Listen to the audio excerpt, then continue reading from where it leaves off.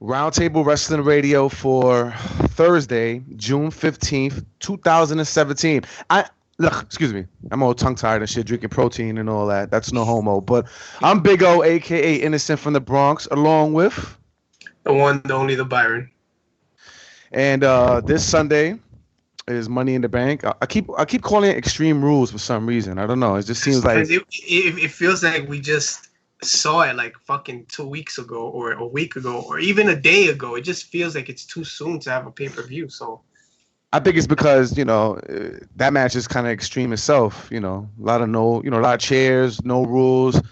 So, it's kind of similar. But Sunday, Extreme Rules. We're going to start off the show talking about a little bit about Raw. Mm-hmm. It's a couple of things that happened on Raw. Really, I didn't really pay much mind to it. I mean, WWE has been boring me, even though they've been trying to put on some pretty decent shows. But on Monday, it was definitely wanted to talk about the opening segment, which was Brock Lesnar and Paul Heyman opening up the show. Mm-hmm.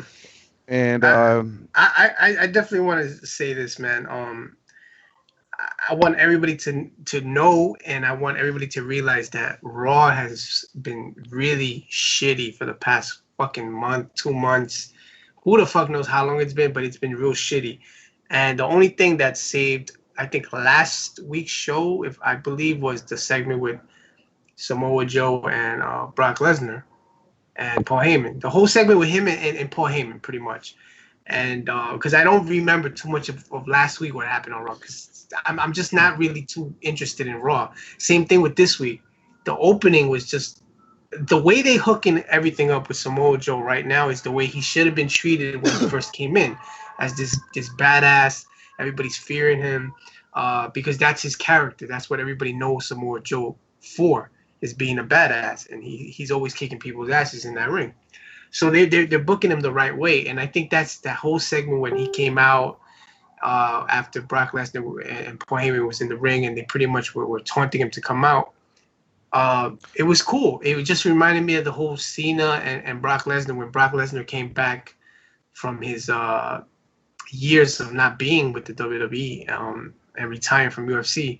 That feeling that I had when Cena and Brock were in that ring and they had that major brawl. I don't know if you remember that. And Brock like busted John Cena's lip open. It reminded me of something like that, man. Yeah, it reminded me of something like that. It was a really good opener. I'm not gonna sit here and lie. I've been hearing a lot of people nitpick on certain things about that segment, and I kind of have to agree with one. This wasn't my analyst, but I've heard people say it, and it is kind of true. If Samoa Joe choked out your manager, who's supposed to be like a father to you, why wasn't Brock Lesnar out there talking and just really like, you understand what I'm saying? He comes out there, he's with the smile, he's bouncing up and down like a regular Brock Lesnar. There was no emotion. I'm not a real fan of that. And I was thinking that when I was watching it, but when I heard other people talk about it, it was plain that it was pretty obvious. Well, we all know that he doesn't know how to speak on the mic, and he fucks up a lot. So Paul Heyman is his mouthpiece. That Paul Heyman is the guy. But he used to have promo skills back in the days. If you look at his feud with Goldberg in 2004, he had pretty good promo skills at the time. He was real obnoxious. It was really good. It was okay. I think the Brock Lesnar that we see, the thing is, the Brock Lesnar that we have now, I prefer him not saying much. He just looks more intimidating, not saying much. I'm not telling him to cut a whole promo about how he's gonna, do all this and do that to Samoa Joe. But I mean, show a little anger, scream a little bit. You know what I'm saying? Flare up. He gets red really fast. He could get red really fast and just call him out and really, but to just be there with the smirk in his face and bouncing up and down. It's just, I don't know. But it was a really good start to Raw. I'm not gonna lie. I felt like it really elevated Samoa Joe in the main roster. That I will say, he is now, to me, in my opinion, for the last couple of weeks, I was saying that he just feels like he's, Kevin Owens and Triple H's like lackey, like side guy on the side. That's but it just he broke out of that already. Now he's a main event star. And on top of that, there's reports going around that WWE is really happy how the outcome of this whole feud is unfolding. Well, the whole thing with Samoa Joe is I've always said this about guys that leave NXT and jump to the main roster. It's sometimes it can be real tricky because at NXT they could be a major player there, right? But once they jump ship to SmackDown or Raw, you're dealing with a lot of top stars with a lot of name recognition. You know what I'm saying? So it's a little different, and they can fall victim to that, as what happened with Samoa Joe. When he came onto the main roster, they didn't know what to do with him at some point because Seth Rollins got injured, and Kevin Owens was the main guy there running with the belt. Chris Jericho was there. So I saw what they were trying to do. They were trying to bring him into something and trying to make him a badass also, but it wasn't working. And he started being Triple H's and Kevin Owens' lackey, like you were saying. He was behind them when Samoa Joe shouldn't be behind anybody. He should be his own man, being in front of the crowd and being the badass that we all know that he is. Yeah, but this took him out that little shadow though. It definitely took him out. It elevated him. His promos has been really, really good. Surprisingly, because I'm not gonna lie, like Samoa Joe's promos at TNA used to be cringeworthy, man. I've seen some of the old promos and it was not good. And for some reason, coming over here, he must be taking these promo classes serious because I think the promos you're talking about is when they started like fucking around with his image. Because I remember his promos in the early when Kurt Angle was there, he was a badass guy, and you don't want to fuck with the guy. He would get on the mic, he would yell, he would say what he needed to say. No, but I'm talking about the promos he had with Kurt Angle, man. You got to see some of those build-up promos. It was really bad, in my opinion. But but for some reason now he's really coming a long way with the promos, and his character is evolving in WWE. I'm really excited for this match. I remember when he first, came to WWE. That was one of the first matches I really wanted to see was Samoa Joe and Brock. I'm kind of glad I didn't see it right away. I'm kind of glad that they waited a little bit. And it's received a lot of love, man. I mean, in the YouTube channel, I don't know if you know, but that segment alone, that little clip alone got 14 million views? Yeah. The most views, I think, all month, all year or something like that. So, well, WWE doesn't really get that many views like that in a few, a few hours or something like that, because they hit. I know, I saw the reports about it, and it's not a normal thing that they get. So it's due to the fact that Samoa Joe and Brock, people are interested in that, and people have always wanted to see a match between these two guys. And I don't think WWE realized that people actually want to see this. You get what I'm saying? They just threw that out there because, they got to get rid of certain angles before Brock fights Braun Strowman or whoever else he's going to fight at Mania. They're trying to get rid of all the guys he can possibly fight now. But I don't think they really understood how much people wanted to really see these two guys go at it. You get what I'm saying? Yeah, I mean, if you didn't follow TNA and Ring of Honor, nobody really, if you didn't follow that product. If anybody saw Ring of Honor, you know what Samoa Joe is capable of. I could definitely tell you that Samoa Joe is a fucking badass. When he's in there, he moves like Kevin Owens. That's the way. Oh yeah. But I know him from TNA though. The beginning of TNA. I seen his matches in ROH and TNA and ROH, man. And in the beginning of TNA, that guy will go at it with people. I remember seeing a match. I forgot the Asian guy's name. I'm just gonna call him Asian because that's what I remember him as. But he would have a smack fest with the guy, chops in the chest, and they were going at it, throwing each other all over. Dude, it was crazy, man.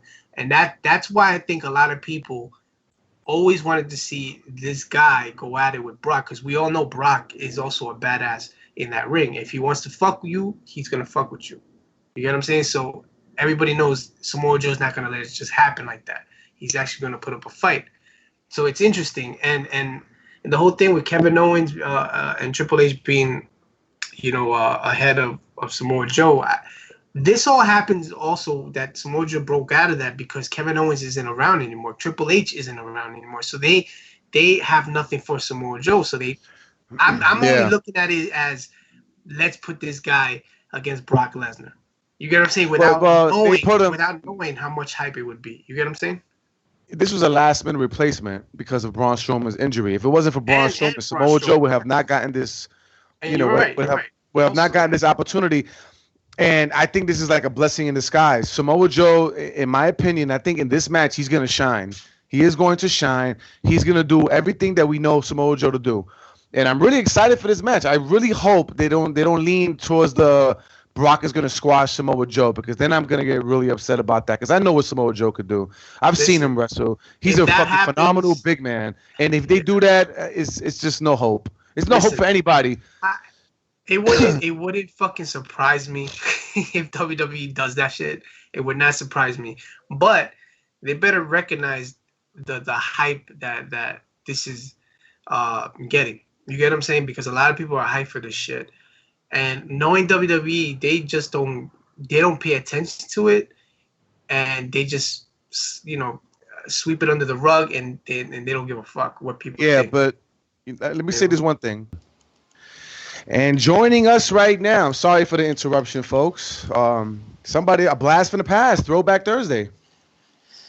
Is it really that much of a pass? It's been like a month. It's Sean Lathrop. Yeah, it has been only a month. It feels like it, man. The way we've been messing up with Skype, I'm telling you, man. This is every week is like a new mission when it comes to Skype with us. A new issue with fucking Skype, I swear. So you guys miss me, is what you're telling me. Yes, please come back. Our Skype is not like yours. But we was right now talking about Samoa Joe and Brock Lesnar, the segment.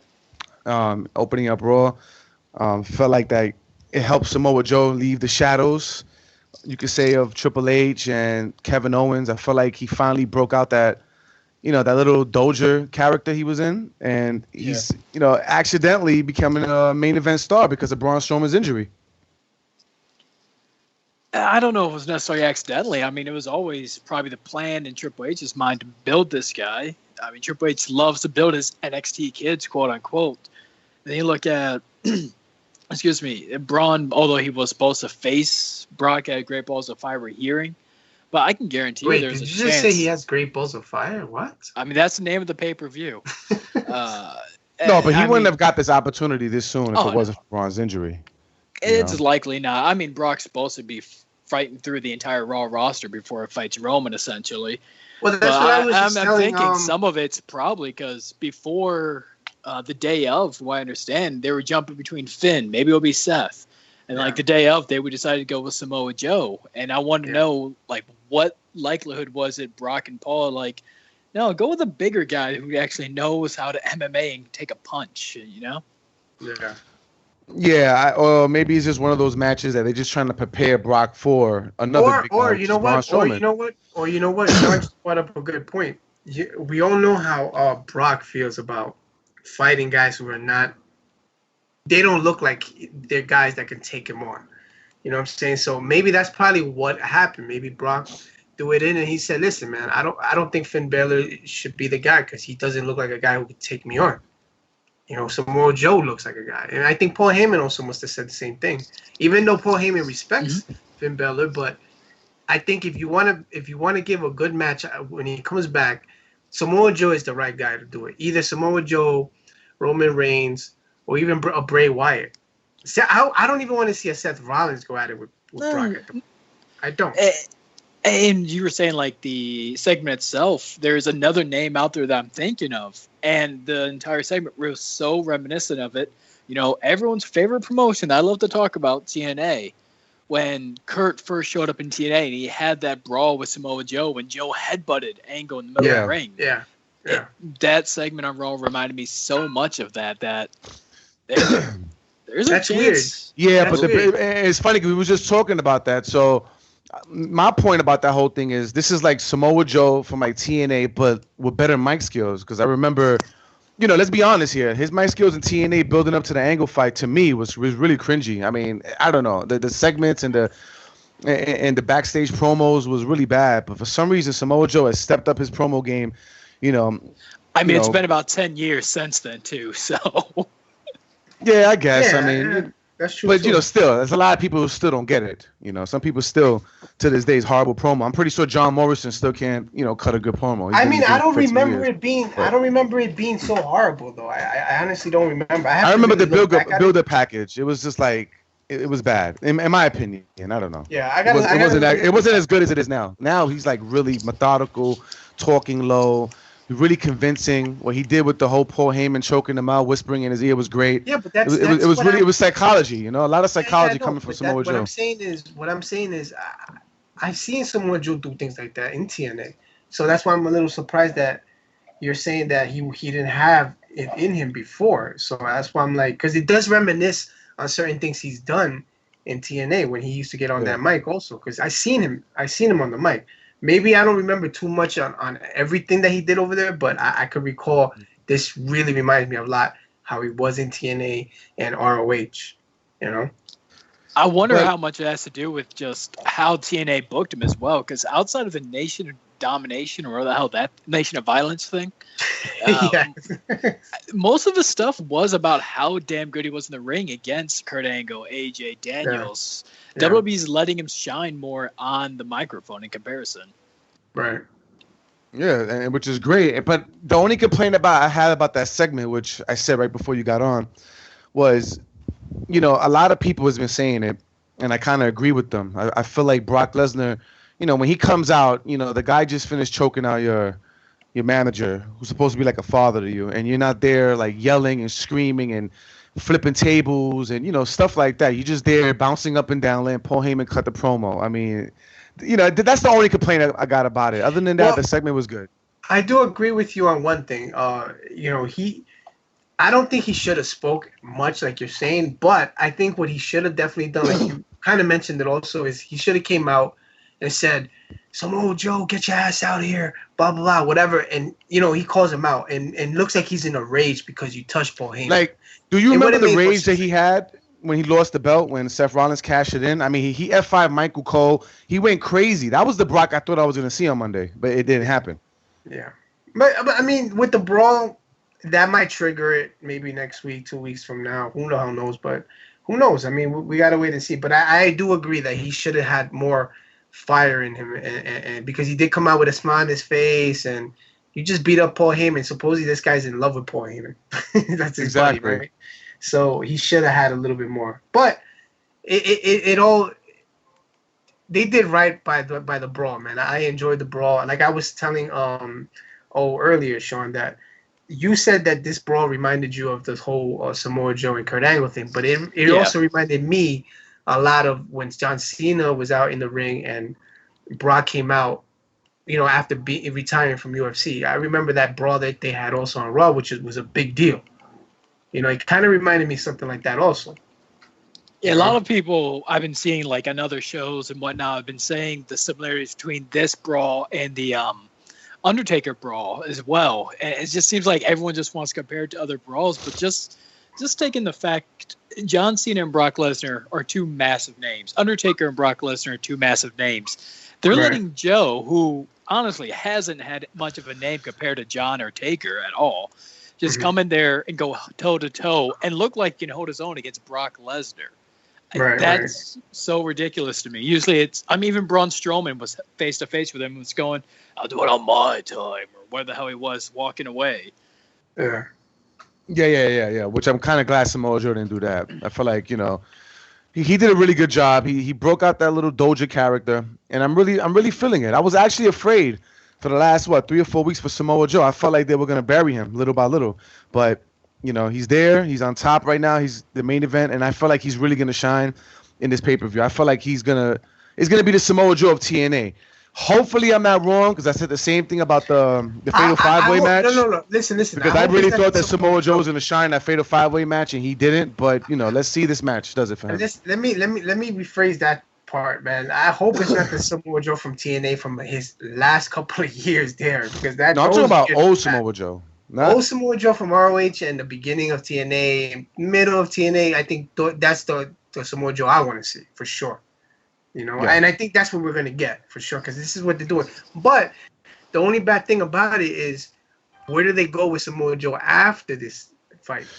Well, they're saying that, you know, the reaction for Samoa Joe and Brock Lesnar is so good, and 14 million views that they're getting on the YouTube clip, that they might actually extend the feud. It may not be a one-time match like it was planned. all right, so let's just say they extend it, but what are they doing with Samoa Joe after this feud with Brock? That's my point. That's what worries me. They've essentially, let's say they make this feud instead of just a one-off thing, they make it till SummerSlam. You just essentially made Samoa Joe as the top heel outside of Lesnar, sort of, on Monday Night Raw.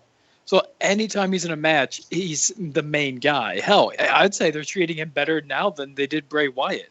So, wow. Oh my God, we're gonna get to Bray Wyatt again. Oh, we're really soon.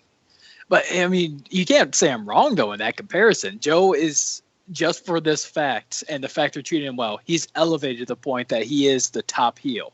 But yeah, he surpassed Bray Wyatt for sure. Yeah. I mean, if you saw what happened on Raw, they were cheering Brock over Samoa Joe. So that, and I didn't expect that shit. I really thought there was going to be. But this is what I was telling y'all last week. Is Brock is going to be the obvious face. No, but what I'm saying is, Brock never came out and said I'm a good guy or he did anything good to state. But nobody really does. The fans usually They kind of did with the whole when Paul Heyman said, "You attacked me unprovoked. You had no reason to attack me." They tried to pull the sympathy card a little bit. Yeah, but what I'm saying is when you look at Brock, his majority of his run in WWE now is a heel. You get what I'm saying? So to me, I still look at him as a heel, and it's just basically the crowd. I think is mostly, and I get what you're saying, Sean, because that does help also in the crowd looking at him as a babyface. But the way I look at it is they're both to me heels. You know what I'm saying? And I think Brock is just going to be the good guy in this match. But when he gets to fight the other guys, who is he going to be? Is he still going to be the face, or is he going to be the bad guy again? I think it's just going to switch on its own, depending on how the crowd looks at him and who he's facing at this point, and how they treat Paul Heyman, pretty much. Sean?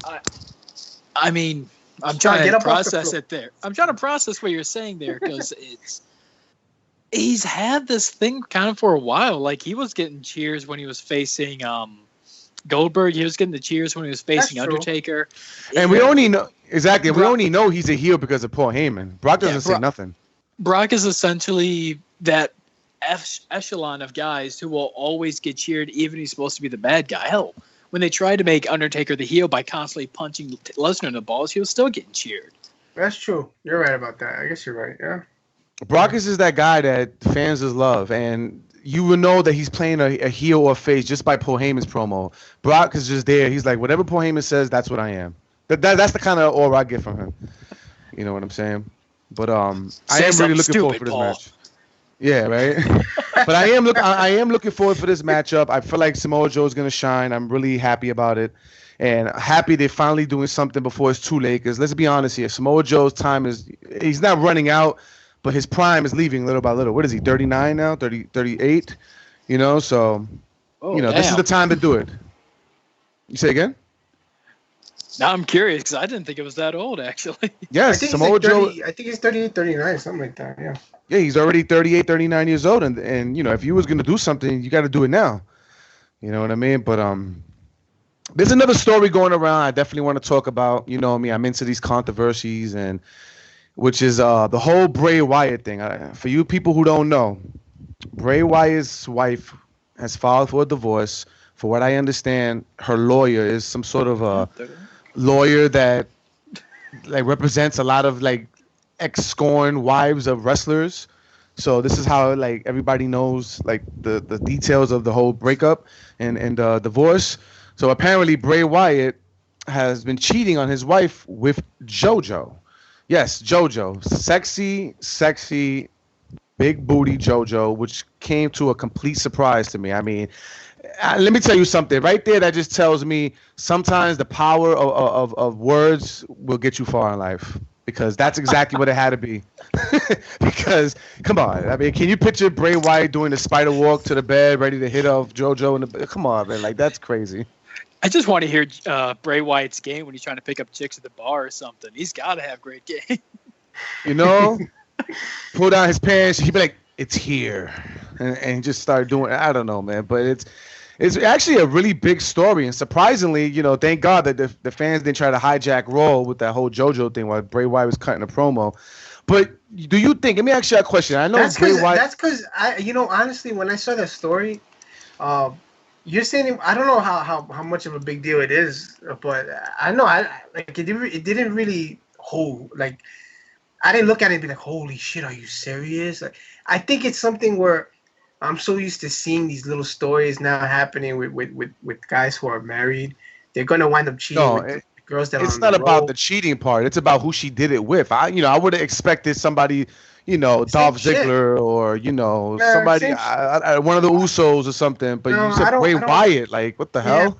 It didn't really hit me like that's, to me, breaking news. But I get what you're saying. It might have been breaking news to a lot of people, but I think that's why probably nobody really chanted this girl's name at Raw. I don't think it really made, and nobody gave a shit really about it. I think, because I didn't give a shit about it, to be honest with you. I did, because I was like, wow, go Bray. You know what I'm saying? Like, shit. And I told people that right there gave me confidence, man. I went outside the next day trying to holler at every bad chick. I ain't getting them. It's all right though. And I did it though. Because of Bray Wyatt. He gave me some hope. But what do you think about that, Sean? Was you surprised? Because I was. That he was able to pull off JoJo? Yeah, that kind of surprised me a lot. But as far as the audience reaction, it wasn't like people were chanting dick pic when Seth Rollins was wrestling. Exactly. Yeah. I'm hoping at least. I mean, the only people still were talking about the New Day thing is the New Day regarding Xavier Woods. Yeah, even that died out quick. Like that's another thing that just nobody cares about it. I think we're like I said, man, things change so much that I think in this era we see so much going on. We're so used to seeing all these things that once it's big news, it fizzles out quick. You know what I'm saying? It's not like it used to be where it would stick around and you would keep talking about it and this and that. I think little by little that's starting to occur where people just it's news for that moment, and then after that it's not news anymore. Yeah, that's definitely true, and that's a perfect segue with the whole New Day thing because there's reports that Paige is already. What is she doing? She's already training. She's going to be taking on her final X-ray for her neck, and if all things pass, supposedly she'll be back in the ring.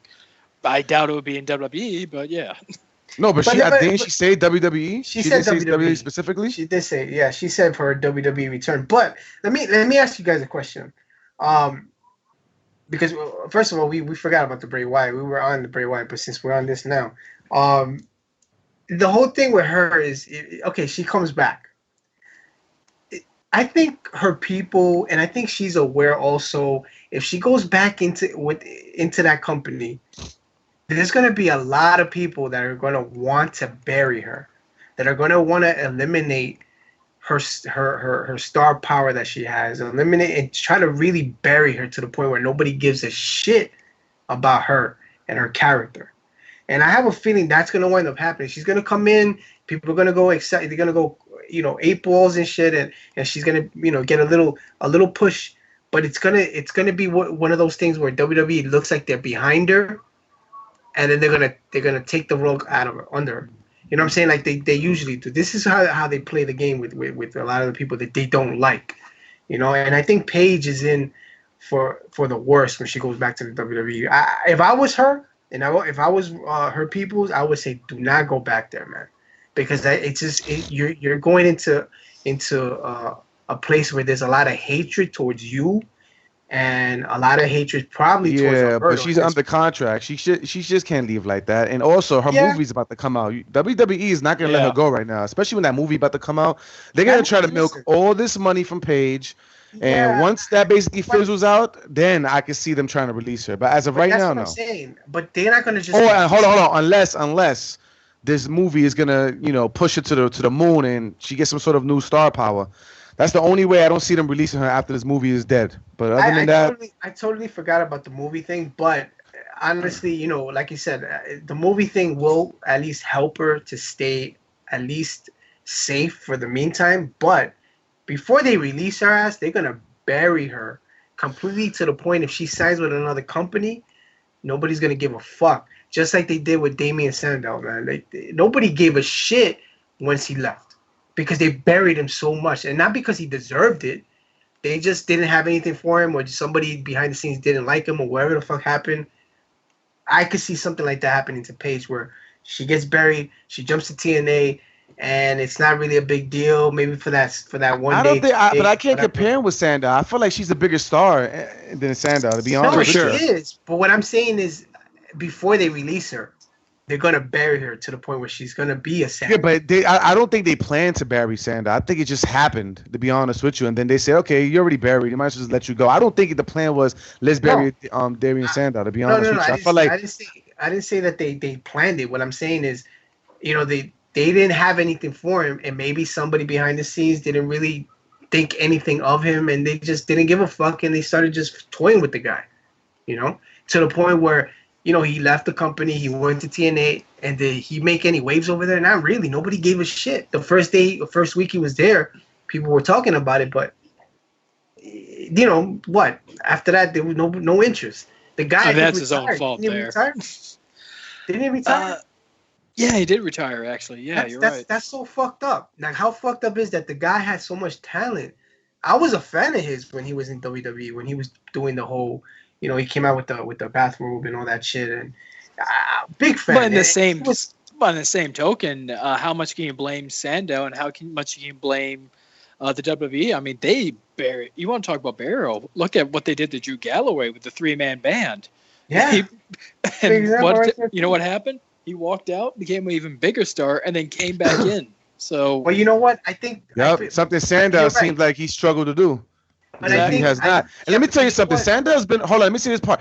Sandow has been gone from the company already for about a year, and he has made no waves in independence. Nothing. Like, nobody hears about him. Nobody knows his matches.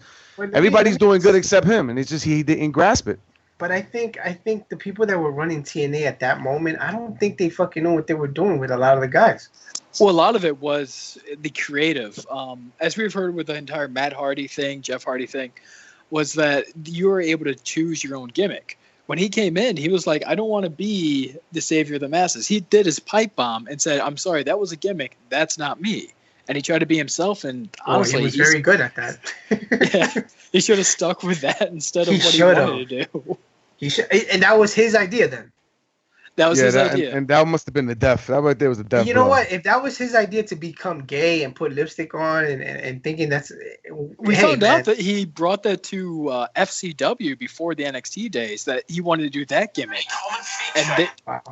And that was denied by Dusty Rhodes or whatever. Yeah, well, Dusty Rhodes knows what he's doing. Well, speaking of gay gimmicks, I don't know who, Wait. But let's go back to Bray Wyatt. First of all, he had a match with Seth Rollins, right? Now, I've heard you say for months now that you're not feeling Bray Wyatt. I wasn't feeling him either, because I think a lot of things that they're doing with him, he gets into these matches with these feuds, and he says he's gonna beat the shit out of them. Next thing you know, he's the one losing. Exactly. What happened on Raw, man, really, to me, it was just I didn't understand it, man. Listen, that was a sign that says we don't care about you, Bray Wyatt. You're not the top guy. You never will be the top guy again. It made me feel like Bray Wyatt is just talk, and he gets in there and he's the jobber for you guys, and that to me is really fucked up. I don't know what triggered this whole, not seeing something for this guy. I don't know what happened. Somebody behind the scene is not feeling him either. I don't know what he did. Maybe it's this whole JoJo thing. Maybe this is what's causing it. I don't know. But how the fuck do you go from being such a big deal to being like, I don't give a fuck about you. You're just out there talking shit, and you're gonna lose anyways. That's all he's doing. Look, he had a promo. Was it on Raw? And then he fought Seth Rollins. I think he had a promo on Raw or last week, and he was saying he was gonna beat somebody up. Yeah, it was Roman Reigns. I saw that he wasn't. Hold on for a second, man. This fucking dog. He wasn't really, like, he was saying all this stuff that he was gonna beat this guy up and this and that. And when I heard him say that, I wasn't even buying what he was saying in that ring. I looked at him and I was like, man, get the fuck out of here. I just don't believe in the guy anymore. I don't even want to fucking even watch. I mean, he reminds me of the neighborhood Big Mouth. You know, the guy who got all this mouth and then loses the fights. You know, and it's just. He to this day still has great matches. Don't get me wrong. He could. He's just like, to me. I look at him as a Roman Reigns. Like, people are not behind him, but he puts on great matches, and people are behind Bray Wyatt. But I don't know what it is that happened, man. And he's over. He's over, and maybe they feel like, oh, he's over regardless, so it doesn't matter if he wins or loses. I really don't know the mindset of WWE. And you know what? And also, it could have also happened when he was, dealing with Randy Orton too. I mean, that whole Randy Orton thing. Nobody. I wasn't even feeling that whole feud. That whole thing with him, having Randy Orton in his group, and I didn't even understand all that shit. I didn't want to understand it. I didn't give a shit about it. And that could have been also something that sparked somebody in the back also to see, Nah, I don't think so. This was happening way before the Randy Orton feud. To be honest with you, this was happening already. Bro. The Randy Orton feud. He only had the belt and maybe won maybe like 4 weeks worth of matches and lost. But before that, it was him losing. That's all he was doing. What I'm saying is, to me, first of all, I liked Bray Wyatt. Everything he was doing, even though he was losing or whatever, I still enjoyed his promos and everything he was doing. But when it came to that feud, I really didn't give a fuck about that shit. You get what I'm saying? Like, that really made me feel not giving a shit about Bray Wyatt. And I'm almost 100% sure a lot of people started feeling that way, because I think it was that whole Randy thing, and they weren't gelling well, man. It just was not a fucking feud that was a memorable feud. It was just a weird feud, man. I don't know. I say it was before that. What you say, Sean? I say it was way before that Randy Orton feud. I feel like the ball has been dropped with Bray Wyatt already going on a year. The ball was dropped from Bray Wyatt when he lost WrestleMania for the third time in a row. Okay. Yeah. Bray Wyatt. Third time in a row. Wow, I didn't even realize that. Oh my God. He had his first loss to John Cena. The second one was to Undertaker. I count the third time when he jobbed out to The Rock, essentially, and then this year was the Randy Orton. He's the eater of pins. Wait, he didn't job out to The Rock. It was Eric Rowan. It was Eric Rowan, but he showed up just so the Wyatt family could get beaten down by John Cena and The Rock. That doesn't help him at all. Right. I get all that, but what I'm saying is, I think what put the nail in the coffin was that feud, man. Look, a lot of people were not feeling that feud. If you remember, people were just talking down at that feud. You get what I'm saying? I get all that whole thing that people weren't. He already was losing so many times and stuff, but people were still into it. But I think that's what really put the nail in the coffin, to me anyways. I don't know, maybe not to you guys, but to me, that was something that I didn't expect for me to feel towards Bray Wyatt like this, man. I don't know. That feud with Randy Orton, I really thought I was going to jumpstart Bray Wyatt's career again, and it just did no favors for him. I don't give a fuck if he had the title or not. He's in the history books of probably having one of the worst reigns ever yeah, the title in the history of WWE Championship. So I think that title was put on him for what reason? I forgot what happened. That just to get Randy Orton over. That's it. That's what it was. I don't remember what was the reason for him to get that belt. I forgot what it was, man. I don't think nobody had the belt. Somebody wasn't around. I don't know. Somebody got injured. And then they just gave it to somebody at the Elimination Chamber, which was Bray Wyatt. But it was something that just came out of nowhere, where they decided to have that match for the belt. I forgot what it was though, but it didn't really help him for shit. That belt did nothing for the guy. Hell, they're making Jinder Mahal a better champion than Bray Wyatt right now. Absolutely. Oh yeah. For sure. Jinder's let me tell you something about Jinder Mahal on SmackDown. I mean, he cut the promo. I'm not gonna lie, I like Jinder as the champion. No, let me say something about this promo. The promo is starting to sound like every promo he's been cutting for the last 3 weeks. Let me talk in my Punjabi and I am the Maharaja. It's like, it's really basic. That's not my issue, with that. But I really think he's a little too, I don't know, it's too predictable what he's gonna say on the mic. I feel like they need to, a little more aggression, you know what I mean? Just a little bit more aggression, a little bit more fire when he's, cutting the promos. I feel like it's the same promo. With that being said, I still like him as a champion. I feel like he, give him a little time to grow, but promos definitely needs work. Yeah, my issue with him cutting promos is he's talking too Hello, everybody. I'm the That's champion. what I'm saying. A little bit more aggression, a little more fire. He needs to go out. Let me tell you something. Do you know how cool it would sound if he would just like go crazy talking in Punjabi? You know what I mean? Like it would really. I feel like that would be the edge that he needed. Just go crazy one day, just talking Punjabi. You know what I mean? Not really slow and methodical. At first, I wanted to give him a week or two, just because maybe I thought he was sick, because he sounded like he was sick in the beginning, right? But he's still on the same tone. Like he's not yelling like you were saying. He doesn't have that fire that he seems like he's gonna beat the shit out of Randy Orton and this and that. He just sounds way too calm in there, like he's reading off a fucking paper, and he looks like he's shy to yell and scream and let himself really be heard and stuff. I don't know what it is, but yeah, he needs to change that up, man. I wonder how much of it is him playing safe, because we saw a little bit with the Dean Ambrose thing. If when he reached out and did something too much, they tried pulling him away. Jinder is probably doing exactly what they want him to do, and it seems kind of phony, but it's working for him still. Like I said, he's still more entertaining than Bray Wyatt is right now, even if he is sounding robotic, if you want to say. Yeah. Oh yeah, he definitely is more. I mean, he's not gonna cut Bray Wyatt promos, but him as a whole is definitely more entertaining than Bray Wyatt for sure. You know. And what is it? There's rumors going around that he's going to do something really big on Sunday with the Legends. I don't know if he's going to attack Randy Orton's father or attack the Legends as opposed to get him over. So let me ask you something. Yeah, let me ask you guys something. Do you give a shit about Randy Orton? As of right now, no, I really don't. I'm not going to lie to you. Sean, do you care about this guy? Like, he's my favorite wrestler of all time.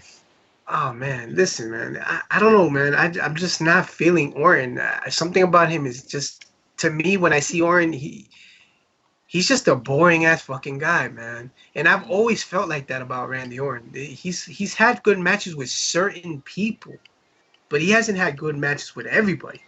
His promos suck. His promos are so bad, man. I used to just be so annoyed with the guy, and now he's, then he feuded with Bray Wyatt, which made Bray Wyatt, I think, worse. And I was happy that he lost the belt to Jinder, but Jinder fighting Randy Orton doesn't really hype me up. I don't know. It's not Jinder's fault. It's Randy Orton's fault to me. I don't know. I'm not hyped for it, man. Yeah, well, Randy Orton is boring. That's why they took off the belt and gave it to a jobber. Let's be honest here. Anybody right now, I'd rather see than Randy Orton as a champion. That's why they took the belt out and gave it to a guy who was jobbing for damn near a year straight. No, I think they gave him the belt just like we all said. They have this whole Indian thing going on, and they're trying to put their shows in India and networks and all that shit. So I'm almost 100% sure this is what caused them to push the Jinder, but. Yeah, Randy, he needs to just chill out and maybe retire, man. Because even as a bad guy, it's not even working for him. Even as a bad guy, it doesn't work for the guy. I don't know. I mean, I don't know. I really don't care much about Randy Orton now. I felt like he was really good. I did like him when he was feuding with Seth Rollins. I don't know if you remember that promo he cut when he went crazy because Seth Rollins was, he was corporate, and that was the ending of Randy Orton's corporate run. So I remember there was a promo he cut that he went really crazy and RKO Seth Rollins. Yeah, that was when I was like, wow, Randy Orton, okay, he's gonna turn a new leaf. This guy is gonna go crazy, and that's when he got injured, came back to be the boring, slow, methodical, slithering in the ring. It doesn't do nothing for me no more. He needs a real serious repackage, to be honest with you, and. I'm just glad that after Sunday, we're not going to see him and Jinder no more. Because, let's be honest here, I know that match is going to be the worst match of the night. You never know. It might be good, but it's definitely not hyped. Like, people are not hyped for it. I think a lot of people are looking at it as Warren's going to get in there, he's going to drop to Jinder, and that's it. End of feud, Yeah. There's something I wanted to talk about, away from WWE. About 5 days ago, I think it was Saturday or Sunday. New Japan had a show. It was called Dominion. Is that the name of it, Sean? Yeah, it was the final of the Dominion tour. Yeah. Yeah, I only seen 2 matches out of it, you know what I'm saying? Because I can't really watch 4 hours of wrestling, but I seen the 2 best matches. First, I want to talk about the Junior Heavyweight Championship. I thought this match was good. A lot of people liked it. They thought it was the second best match of the night. I liked the match a lot. It picked up, but I just felt like they did too much of the chopping, too much of the forearms. Too much of the chopping, too much of the forearms. I mean, it was good. It was a good match. It was a good match. It was hard hitting. But the first maybe 5 to 7 minutes, I could have did without. Too much of the chopping and too much of the, punch me and I'm going to punch you now. And I've never really been a big fan of that. And then the Okada versus Omega match, which was the second time that they met this year, was absolutely, and let me tell you something. In fairness, this is the second time they've met in their career, too, for that matter. And let me tell you something. People like to say the greatest match I've ever seen. I'm not going to go as far as say that was the greatest match I've ever seen.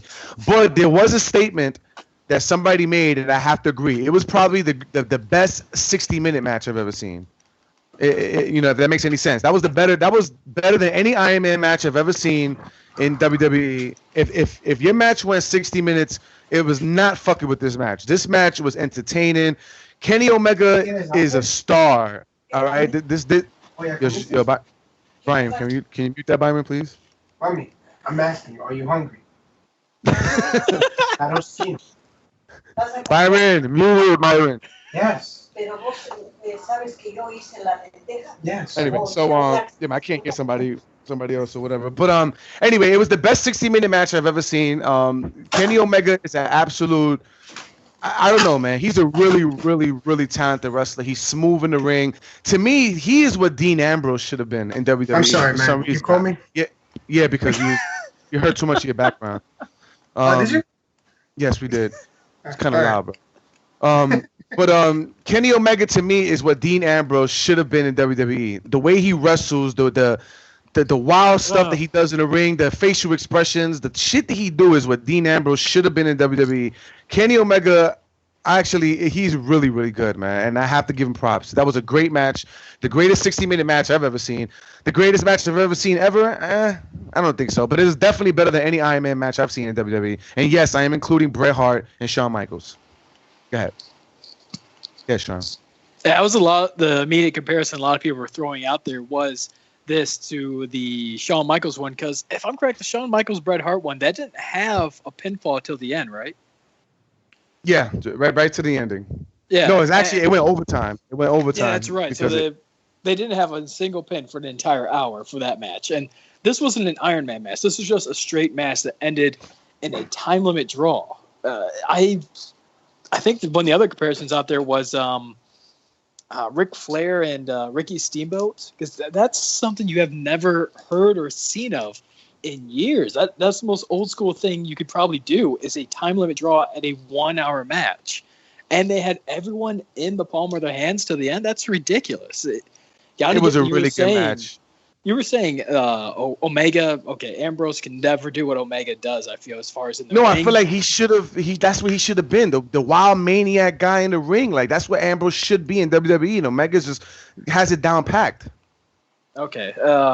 I can see what you're saying on that part. I thought you were saying in the ring, just like, yeah, I'd love to see freaking Ambrose trying to do anything Omega does in the ring. No, not move-wise, but the way he is. Like, you know how Kenny Omega just seems like a psycho, like a... he just has this certain charisma that I feel like Dean Ambrose should have. You know what I mean? And he just has it down pat. Kenny Omega that match was absolutely way better than the first match. It started off fast pace. You know what I mean? It slowed down because they're only human. I mean, they can only go so fast for 60 minutes, but they were hitting so hard, bro. These shots that they were doing, you would never see in WWE. The knees to the face, the drop kick to the back of the head, the drop kick outside to the gate, the knees to the back of the head again. It was absolutely brutal. And to come to find out that none of them was injured, it was shocking to me. I thought something was going to give. I mean, you're pretty much saying everything I need to say on it. I wish Byron would have saw it, man, because it was a really good match, man. I mean, it was 60 minutes, but I agree. You agree. You agree, but you didn't see it. But when you get a chance, you should definitely watch it. No, I'm gonna watch it. And I'm gonna watch it just for the simple fact that everybody was fucking praising the other one, which I don't think was such a big deal. I saw the match 100 million times. What's ridiculous is that people are praising this one more so than the last. So this one was better than that. Yeah, and I'm gonna watch it because basically felt the same way I felt with the other match that they had. So I'm gonna go with what O was saying, and I'm gonna watch it. And I'm almost 100% sure it's gonna be way better. It's gonna have a lot of fucking. To me, it was way better. I was more into it. You know, to me, my problem with the first match was it was really slow for the first, 10, 15 minutes. Really slow. Yeah. And then it picked up this right here started off fast paced. It was like opposite. It was like really fast paced the first 10, 15 minutes. And then it slowed down a little bit. But they had to, because they had to sell the shots. They had to sell the drop kicks, the knees. And of course, you have to have a little rest because you can only go so hard for 60 minutes. And then it picks up again. And then it slows down. It picks up. It was just it was a really good match, man. Something that WWE should definitely take notes of, which I'm pretty sure they are, because if you remember correctly, they did a similar match from the first Okada and Omega when John Cena fought AJ Styles, when they started off slow and then they slowly picked it up. Exactly the same formula that Kenny Omega and Okada did the week before. So definitely, but this was a really good match. Go ahead. Just for a question, you were saying WWE should take some notes. Both you guys. Name two guys you think in WWE could hold a 60-minute match, whether it was the same style or not, it's irrelevant, but 60-minute match Styles. And keep the two men. So you need another one besides AJ and keep the crowd entertained for the whole 60 minutes. AJ Styles and Kevin Owens. AJ Styles, Nakamura. I even though they've been jobbing this guy for the longest, I still say Dolph Ziggler. I feel like he could do it. Because let's keep it real. Dolph Ziggler, even though he's in the position he's in, the last couple of weeks, he's still a really, really high-level wrestler. He's really good. So I feel like he could do it. And it's not too many people, though. And Kevin Owens, no, I really doubt it. In 1 hour, no, he'll blow up. He will blow up. By 20 minutes, he'll be blown up. Man, I really doubt it. No, man, that's not true. Because if you saw his ROH stuff, man, he would go at it for a while in that ring. So he can. But 60 minutes, though. This is 60 minutes. He can do it. You got to see the match. The pace that they set in the New Japan match and the way they were hitting each other. I'm telling you, it's not just for anybody. Kevin Owens is that type of wrestler that he can go with that kind of style. I'm telling you, it would be Kevin Owens and AJ Styles. Both of those guys can go for a while. Trust me. And I can't. Even if they blow up, he still goes out there and performs. Even if he can't, with his last breath, he'll do it. Yeah, I'm going to be out. As far as keeping the crowd entertained, if Kevin Owens gets blown up, he'll still keep that crowd entertained just by the shit he always says in the ring. I'd probably say I'd rather watch Kevin Owens for an hour getting blown up out at the 45-minute mark, 30-minute mark than AJ probably. Just because of how entertaining Kevin Owens can be sometimes. Yeah. Yeah, but that was really, really, really good match. And since we're talking off topic for you ROH fans, what's that guy's name? I've been saying ROH. The gay wrestler Dalton Castle. He's not signing with WWE, y'all. So he's not gay, but okay. No, but he's playing a gay character. I mean, he's coming out with half naked. What do you mean? Men. He's not a gay character at all. So what is that? He does promos laying down on two grown men that's half naked, and he has pink on. He's not wearing pink. He's wearing a very lime teal color. Oh my God. And for number two, his character, as he's done in interviews, is actually asexual or no sexual at all. It's just a culture of Peacock Island that he creates. Yes, a bunch of men who's half naked dressed as peacocks with feathers. And then when he cuts a promo, he's laying down on top of three men that's half naked. And he's kind of promo. Not three, two. It's not as gay as two. I've seen pictures of this guy that we're talking about right now. I've never seen any of his entrances, nothing about him. So what you're telling me now sounds pretty gay. I'm sorry. I thought listen, when I saw War of the Worlds, which was a great fucking pay-per-view this year, best pay-per-view I've seen so far this year, but when I seen it, you know what I mean, I thought, okay, that's a gay character. I didn't find nothing wrong with it. I was just like, he's really flamboyant, but he's telling me he's not a gay character. I don't know. But the point is, he's not signed with WWE. Oh my God. He's laying down with naked guys. He's all right, though. I mean, Dalton Castle is all right. I mean, and I'm sure he did. You know what? And another thing, speaking of ROH, the guy never signed with WWE. What's this guy name? What's his name? Adam Cole, baby. Yeah, what happened with the whole him signing with WWE thing? He's showing up on RWR TV every week now, I heard. So what's going on with that? From what I understand, Adam Cole is still trying to finish off his independent dates, which a lot of it has to do with his signings for New Japan. And from what I understand, there's a bit of a bidding war going on between WWE and New Japan for Adam Cole. So, yeah, and I want to be surprised. Yeah. Well, because the whole thing, I don't know how much you guys have talked about it before with New Japan expanding to, because we haven't even talked about what's going on with the G1 with New Japan. With New Japan expanding to America, they're probably trying to bring in more American content because they are bringing the IWGP United States Championship with a tournament with the G1 event in South Beach, which will feature 2 matches have been confirmed. Number 1, Okada versus Cody Rhodes for the IWGP Heavyweight Championship. And Hiroshi Tanahashi. Tanahashi, I think I messed up his first name. Tanahashi is defending the Intercontinental Championship against the one Billy Gunn. The Intercontinental Oh, my God. What? First of all, I like that guy, that Tanahashi guy. I like the way he takes the belt and throws it in the air and kicks it. He has no respect for it. That's Naito. Naito lost. No, he was doing. Hold on, he was doing it in the Japan show. I seen him. Yeah, Naito does that, but Naito lost about the Tanahashi. Tanahashi is like the John Cena of Japan. Yeah. Well, he's gonna fight the one Billy Gunn. Wow. Hold on, I'm confused. What? Wow. Wait. Do you say the Intercontinental Championship belt? Yes. Yeah. What? So wait a minute. Let me tell you. Listen, you know why they're doing this? Because I don't know if you know the backstory. I know Sean knows it, but WWE. So before the rumors, the reports was about half a year ago was New Japan was getting a little tired of WWE trying to raid their talent. You know what I mean? So what they did was, for some sort of revenge, they're gonna start doing shows in the States. So of course they're gonna have the U.S. title and Intercontinental Championship and stuff like that. Well, I mean, the Intercontinental title has been around for about 6 years now. So okay, but the U.S. title is obvious a blow to WWE because they got tired of them raiding all their talent. Wow, and I'm actually glad that they're doing it. I'm not gonna lie. I'm glad they're coming to the States.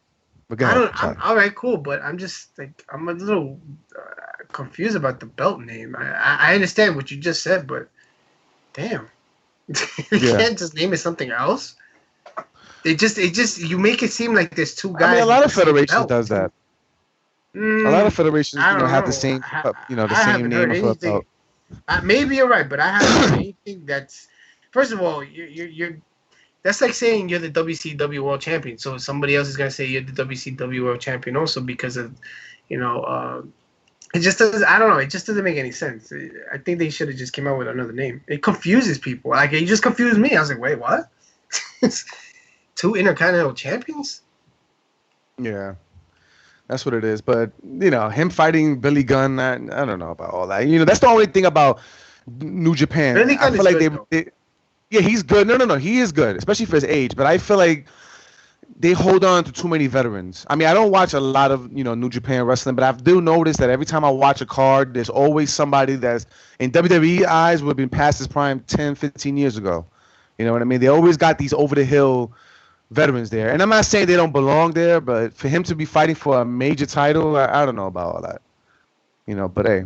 I mean, if he's doing good over there, then maybe I haven't been watching the product, so I don't know. Honestly, Billy Gunn rarely wrestles in Japan. He wasn't in the crap. He wasn't in the tournament that Shibata won. I think the last match he was really in was the New Japan Rumble over at Wrestle Kingdom. He rarely actually wrestles. I think he's just there to kind of pull names in or pull fans in when they come to America because people know who Billy Gunn is. No one knows who Tanahashi is. Yeah. Tanahashi and shit. It's funny because when I was trying to watch the 2 matches, the junior heavyweight and the Okada match, I clicked on the wrong Tanahashi match because they got 2 fucking people with the same name, and me not knowing Japanese, I'm thinking, all right, I'm watching the the junior heavyweight championship, and then when it didn't pick up, I said, yo, this is not the match, is it? And I went on Google, I'm like, nope, there's another Tanahashi in the fucking card, which actually kind of pissed me off because I already seen 10 minutes of the shit. But whatever. Yeah, so I'm actually looking for. I'm gonna definitely watch that. I definitely want to watch that England show with the 128 man battle royal, or I think tournament it is. So, yeah. Oh, that, from what I understand, that tournament's not going to be in for like till the early next year. Yeah. So, was there anything else? There's something else I wanted to talk about that was news. Smackdown? Oh, no, that's SmackDown. There was some other news that went on.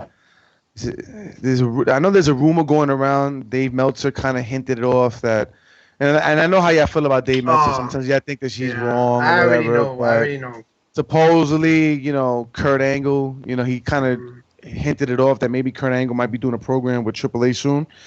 So this might actually get him out of retirement. So I'm going to be guessing that maybe this is what's going on with the whole secret text message thing on Monday Night Raw, where, Corey Graves keeps showing him something and he keeps getting scared. So it has to do with something with either Triple H or Stephanie. He keeps getting scared of Triple H. No, because he's like, oh my God, this is going to ruin me if they find out about this. Like he's really concerned about it. So, I don't know. Honestly, if it happens, it happens. But we all used to Triple H putting his big ass nose in something where everybody wants to watch. So if it involves Kurt Angle, it would only make sense for him to put his fucking nose in there. Sean, have you been watching Raw? Nope. So you don't know what's going on with Big Cass and Enzo, right? No, I've been keeping up with the storylines because let's put it this way: more people watched the Samoa Joe Brock Lesnar thing on YouTube than watched it live. That's how the world is nowadays. Yeah, so I've been keeping up with the storylines and whatnot, and the whole Enzo Big Show Cass thing. I don't know. Where do you think this is going? I'm kind of confused. I'm starting to lean more towards maybe Enzo doing it. At first I thought, okay, it's Big Cass. You know what I mean? Definitely Big Cass. But I don't know. I just feel like the fact that Enzo has been a little more annoying, kind of like being annoying on purpose. His promos are not as good. It's more annoying than like it being funny. I'm feeling like he's transitioning because if you remember his debut in NXT, I remember I Googled it not Googled it, but I YouTubed it, and he was like kind of an annoying heel talking a lot of crap coming down the ring, and I kept getting that image in my head. I'm starting to think it's Enzo. I feel like Enzo was the one that's gonna break out this tag team. I don't think it's Big Show, and I don't think it's. But honestly, who cares? I said this last time. It's one of those things where Raw. Yeah, but we didn't talk about it with Sean. I wanted to know what Sean thought about it because I think Sean doesn't care either. Sean. I mean, I might care. We're doing a podcast. I mean, we got to talk about something, right? I mean, the only thing he mentioned was the Brock Lesnar Samoa Joe. He even said it himself. I was gonna say just the fact that just because I don't watch Raw doesn't mean I haven't been keeping up. I'm only going to be excited about it if it actually means Cass is going to do something. Because Cass, in my opinion, is going to be a future main eventer for sure. He looked at that whole Fatal 4-Way match. I think it was back in October or whatever for the Universal title. That match screamed, Cass is going to be a star. He has not the level of Enzo can regarding talking, but he has the ability to talk, and he's great in the ring for a guy his size and the era we are in. He's fantastic.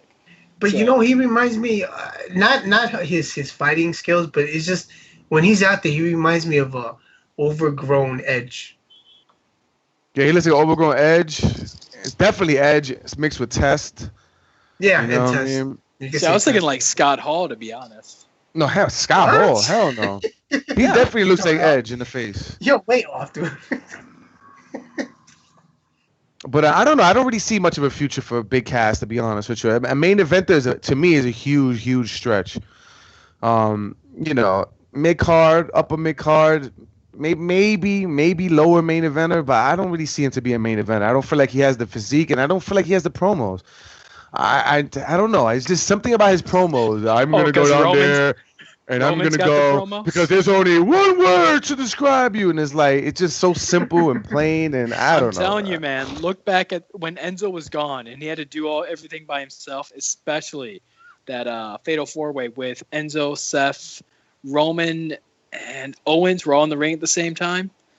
Listen to how Cass is talking. He is definitely Not the level of Enzo or some of the other guys out there, but he has the ability to talk if he has the chance. All right, I remember that promo, and I thought it was bad. But the moral of the story is, do you think it's Enzo, or do you think it's Cass, or do you think it's Big Show? Or do you think maybe they're going to give us a swerve that maybe it could be somebody else? I'm thinking it's the Revival. I mean, they try to hint at it off already. But isn't it crazy though? Isn't it crazy that Raw has nothing interesting to the point where now everything is starting to feel not interesting? Even if it's something that's really interesting, it's not feeling interesting now. When you said the Revivals to me is a good team and I like them. But when you said their name against, these guys, I'm like. First of all, there is something that was interesting in Raw, and I'm going to tell you right now, for the third week in a row, I am walking with Elias, all right? I'm going to tell you right now, Elias Sampson is my guy, all right? Rookie of the year in WWE right now. I like him. I like his character. I like the whole walk with Elias thing. I don't know. I like the way he wrestles. He just has the look. Nice little gimmick that he just sings and talks shit about the crowd methodically. I like it. I mean, I'm walking with Elias. I felt this because I haven't been able to mention this because I haven't been around for a while. I was in Grand Rapids on the Monday Night Raw when he first had his match against Dean Ambrose. And having that moment live just screamed to me, yeah, this is kind of awesome. I love what Elias is going to do. I don't know what they're going to do with him. If he's going to suddenly feud with Ambrose after, or maybe he's going to be going after the Intercontinental title or something. I don't know. But they're treating him way better than they did in NXT. They see something in him, and I like what they're seeing. Yeah, that's what I'm saying. And this story is a little confusing to me because he's feuding with Ambrose, but Ambrose is feuding with The Miz, and it doesn't make any sense to me. Something got to give here. Either he might be cutting off the feud with Miz probably in the next week or two, but it's kind of confusing to me. Like, where is he going? Is he going to feud with Dean Ambrose? Is he just mentioning Dean Ambrose in the song just to keep it just in case they don't got nothing for Dean Ambrose or for Elias in the future? I don't know, but I really don't know where they're going with this feud. But with that being said, I like what they're doing with him as far as his character. Which I think there was a big bitch fit going on in the group message about Roman Reigns talking shit to the fans or something. I don't know. Yeah, people are stupid. But I've been to two WWE live events in the last year, which isn't much, sadly, in my opinion. Fastlane last year, when Brock Lesnar and Kane had the biggest pop then. And then this year with Monday Night Raw, you had no legends. There was no Brock Lesnar. Roman Reigns has the biggest reaction out of everyone in the WWE Raw roster, at least on that show. No one had a bigger reaction than him. And I will tell you, just people love to talk shit about TNA. That Raw audience looked like a TNA show. Pretty much everyone was on the right TV side, and the other side was empty. Really, really, it was sad looking. And what was the other big? Hold on, who was the main event? The main event was Roman and Seth versus Bray and Joe. There you go. And not to mention, when that match was happening, people were walking out too. So, really, yeah. Wow. It wasn't like people are getting the hell out of there as fast as possible or anything. But still, for it to be half empty and that's kind of a sign right there. It's kind of a big deal, to be honest with you. Mm-hmm. But there's another little rumor. Maybe the Samoa Joe thing on Brock Lesnar with the YouTube. Maybe they'll realize, hey, we might have something with Joe and Lesnar versus, hey, no one likes Roman. Okay, look, I want to talk about this before I forget, but Nakamura debuted, what was it, a month ago? Right? And let's be honest. Let's totally be honest here. I saw last Tuesday, Sean, let's be honest here. In my opinion, Nakamura just seems like another guy. Yeah, I agree. I agree with that. And I've been trying to tell people it is something that's going on with Nakamura. I like Nakamura. I love his wrestling. I know Joey and Laura was really debating with me for the last 2 or 3 weeks. This week, to me, confirmed it. His pops wasn't really that loud. Let's be honest. Yes, he was getting pops, just like a face, but he just looks like a regular guy. You know, it's not really doing nothing for me. I don't feel like the crowd is going as crazy as they were in NXT. It's not the same. It's not.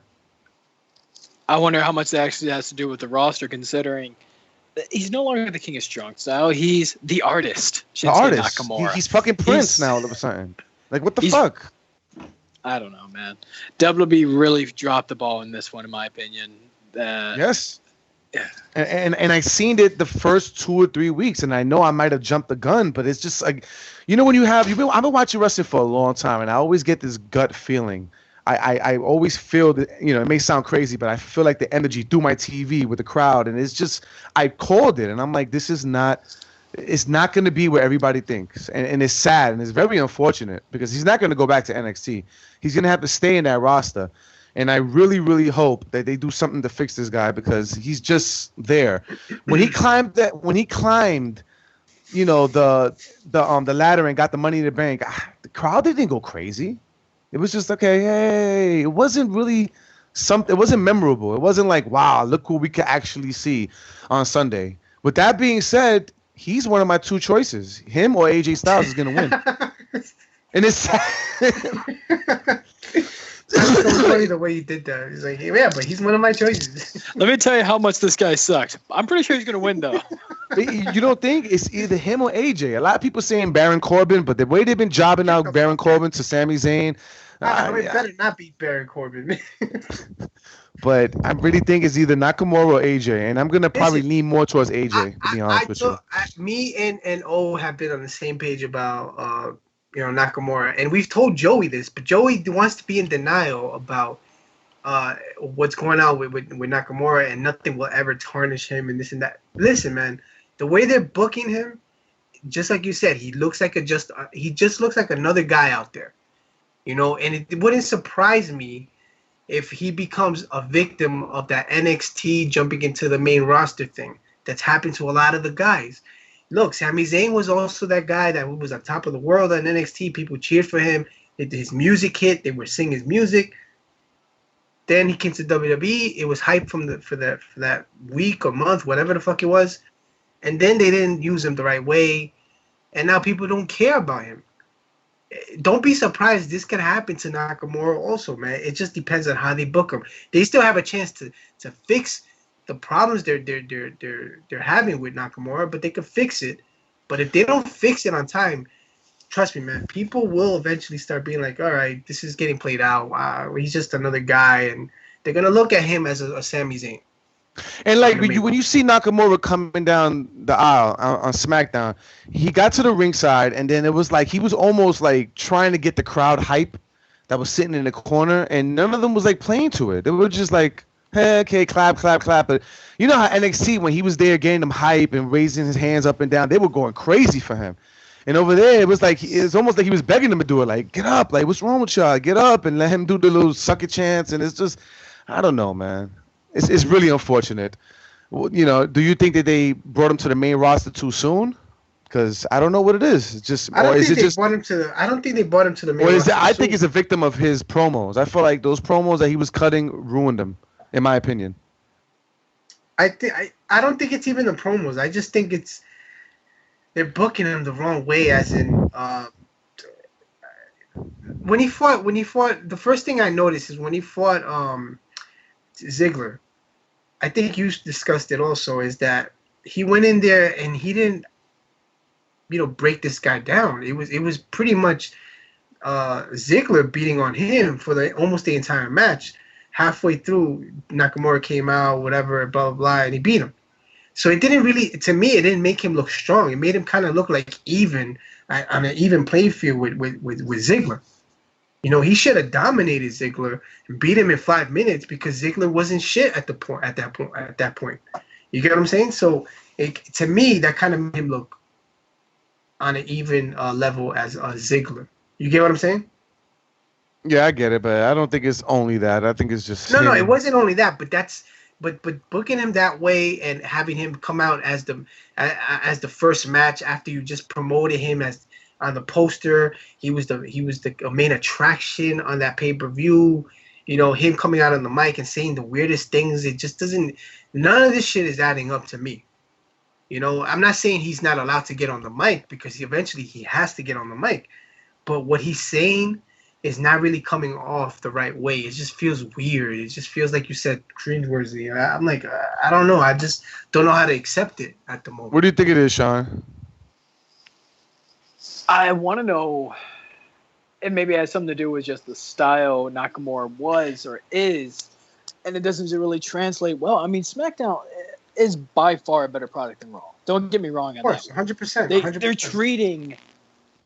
I don't know if Nakamura, even with the weakened roster Raw has, would even be able to float. I think he'd be feuding with Titus O'Neil right now or something. Because Nakamura is still main eventing this Sunday. He's still one of the favorites to win Money in the Bank, and he's still one of the guys that they want to use as Jinder Mahal to bring in the Japanese audience, like Jinder's going to bring in the Indian audience, you know? Right. So I still feel like there's time. They haven't dropped the ball with him like Bray Wyatt or Dean Ambrose, you know? So, right. I'm going to give it time. I'm not going to make a final decision on Nakamura for a long while, I feel. No, I mean, like I said, there's definitely some time they could fix the issues they're having, but you know what? It could be in the Money in the Bank. You know, he could probably outshine everybody in that Money in the Bank match and finally get everybody behind him. You know, sometimes it takes that one match. They're like, okay, this is the guy right here. But, you know, until that happens, right now, I'm not feeling it. It's not my thing right now. And, yeah, there was something else I wanted to talk about on SmackDown, but Zack Ryder's back. Are you excited, or do you think it's gonna be a swerve that he's gonna turn on Mojo Rawley? I think that's where they're gonna go. He's gonna turn. So would that really mean anything? Because it doesn't mean anything to me either. It's not about meaning something. It's just something to talk about on SmackDown. Listen, he came back. One thing about the guy. What's his name? The football guy. The crazy one. Mojo, right? Moose. First of all, I never liked him. I never ever liked him. I thought he was the most annoyingest fucking wrestler in the world. All right. I don't know why they gave him the fucking Andre the Giant trophy. I don't know why he got that if they weren't even going to use him, because months passed and nobody even remembered this guy wasn't even on the show. I don't even remember. None of you guys, I'm sure, probably forgot about. Wait a minute. That guy hasn't been on the show. You know, and I'm sure a lot of people were feeling the same way. The majority of the people that won the Andre the Giant Battle Royal, they did shit with. Cesaro, they didn't do shit with. Fucking Big Show. Baron Corbin. Big Show didn't break his losing streak by winning that. Baron Corbin didn't become the world champion. None of them. It just seems like that's. Hold on, it seems like that trophy means absolutely nothing, to be honest with you. So now it's a pre-show now, so that just shows you right there. Yeah, so maybe it's a curse. I don't know. All I know is that this guy came out and he cut a normal promo with Shane, and that he wanted to get pushed. I don't know, blah, blah, blah, whatever. Then he comes out there with the neon colors that fucking blinds my eyes. I'm like, this guy looks so goofy out there, man. I just think he's just a goofball when he's out there. I don't know. It's something about him I don't like. I just don't like him, period, man. And speaking of somebody not being there and totally forgetting about him, I'm about to put a missing report out on American Alpha. It seems like once they lost the title, they are gone. That's where you're gonna put the missing report on, not Ty Dillinger. Oh, yeah, you know something? I forgot about Ty. Well, Ty Dillinger's only been off TV for about 2 weeks. American Alpha has been out of TV probably since they lost the titles, man. Even when they won the titles, they weren't even on. I mean, God damn. Eric Rowan. Pretty much most. No. We're talking about standout stars here, man. Like American Alpha. No, but American Alpha was I'm talking about American Alpha. American Alpha was like supposed to be considered, oh man, the next coming of the Steiners. You know what I mean? They were gonna save the tag team division, and look what the hell happened. I mean, the rumor is they're the ones that are attacking the Fashion Police. So I guess they're turning them heel. Look at that. The Fashion Police is getting more burned than American Alpha. What the hell? Fashion Police is gonna be the number 2 face team. That's fine. American Alpha I love them. Are going to be the number 2 heel team. That's fine. That's all right. If I like the Fashion Police, but Jesus. Like, think about the roles that American Alpha was in and the Fashion Police was in about a year ago. You know, I mean, American Alpha was on top of the world as far as the tag team division is concerned. And, you know, Fashion Police was just jobbing every week. And now, look, they got the roles just reversed.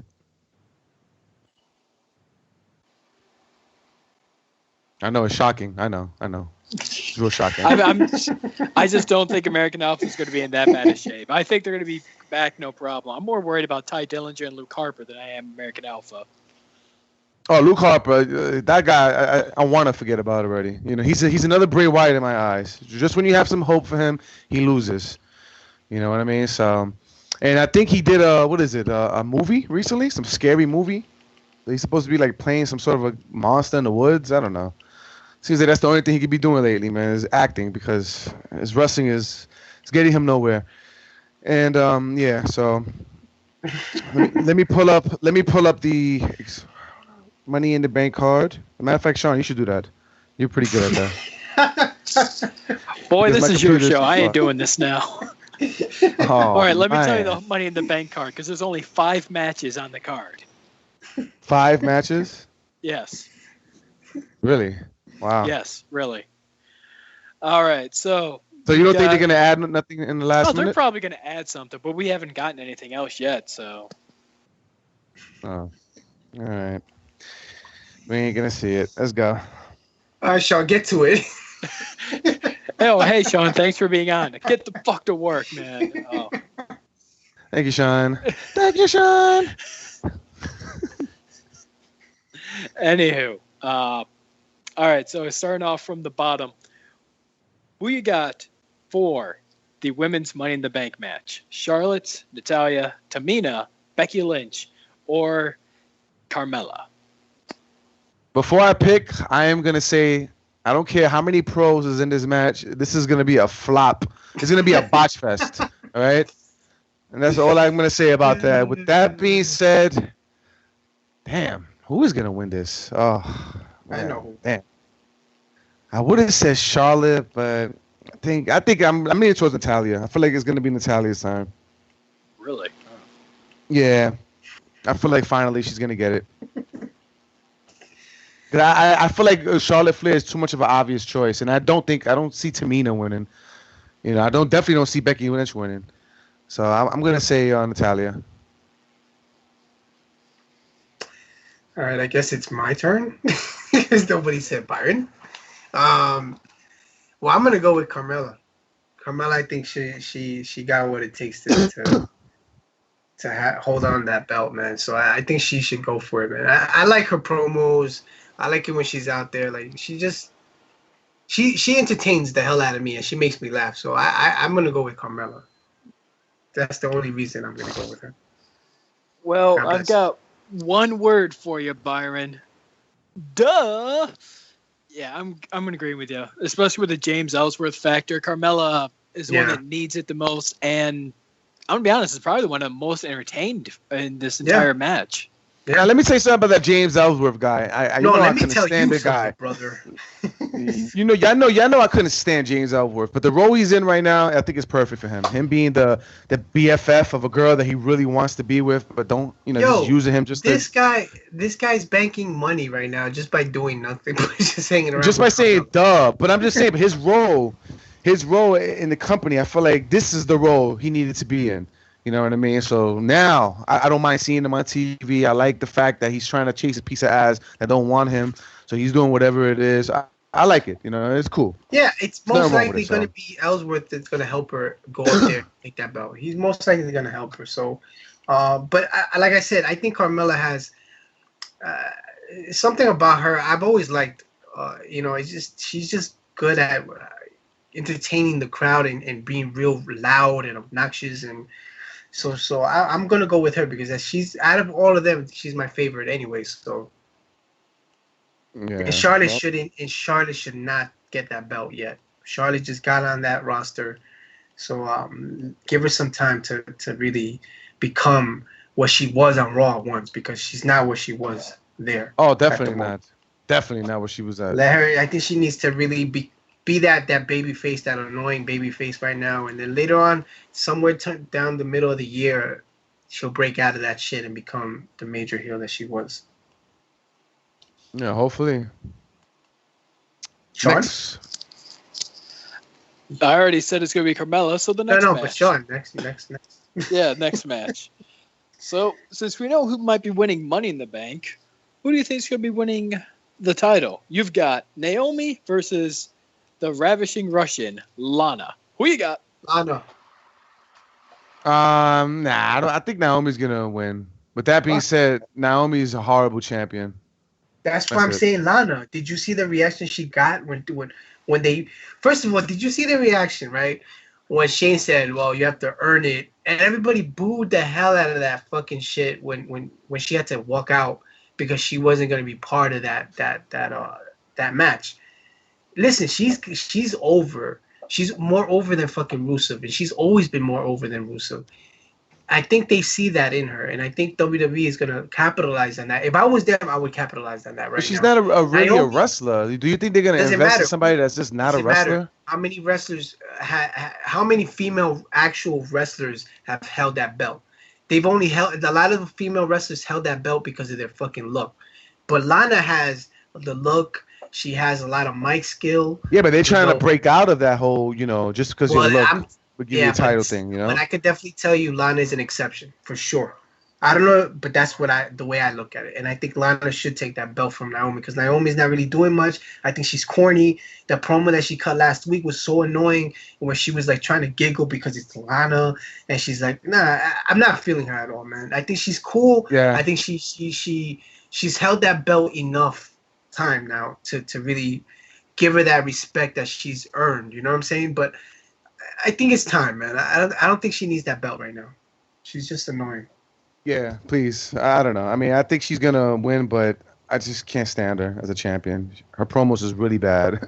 What do you think, Sean? See, I'm on the opposite boat of Byron. I really hope Naomi wins. Naomi has been a great champion. And how? She's actually defended the title and won more than once. But I'm not talking about that. Forget about that. What has she really done that's really made you like her? Not because she wins a match. What has she really done that's really making you feel like she's just the shit? I didn't say she's the shit. Let's calm down there. It's okay. Let's put it this way. Comparing her title run to, I want to say it was maybe around the same night. Maybe it was the next. Yeah, it was the same night. Naomi's title run to Bray Wyatt's title run. Who has had a better run? You said who? Naomi and who? Naomi and Bray Wyatt. Naomi had a better title run to Dean Ambrose's Intercontinental title run. Who had a better run? Naomi. Yeah. Naomi, like, you actually compare her run in the modern but we're talking about her personality. Like, her personality's bad. Her promos is horrible. I mean, she's just, I don't know. She's just corny to me. She really is. I mean, yes, I understand she defended the title.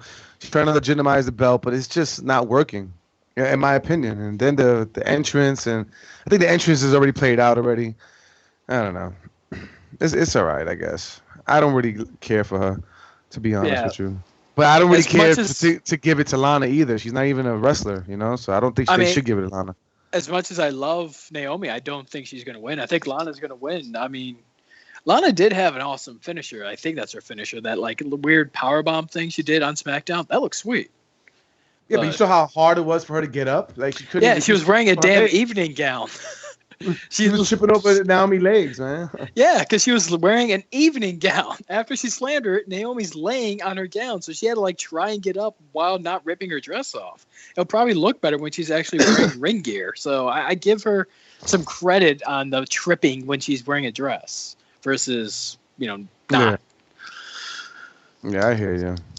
Fuck it, man. Fuck it, yeah. Fuck. Let's see, man. I mean, if they do give it to Lana, I guess, I guess anybody besides Naomi, but I don't think it should be Lana. Not yet, anyway. It should be somebody else. But, yeah. Next match. All right, next match. We're going to go into the tag team scenario.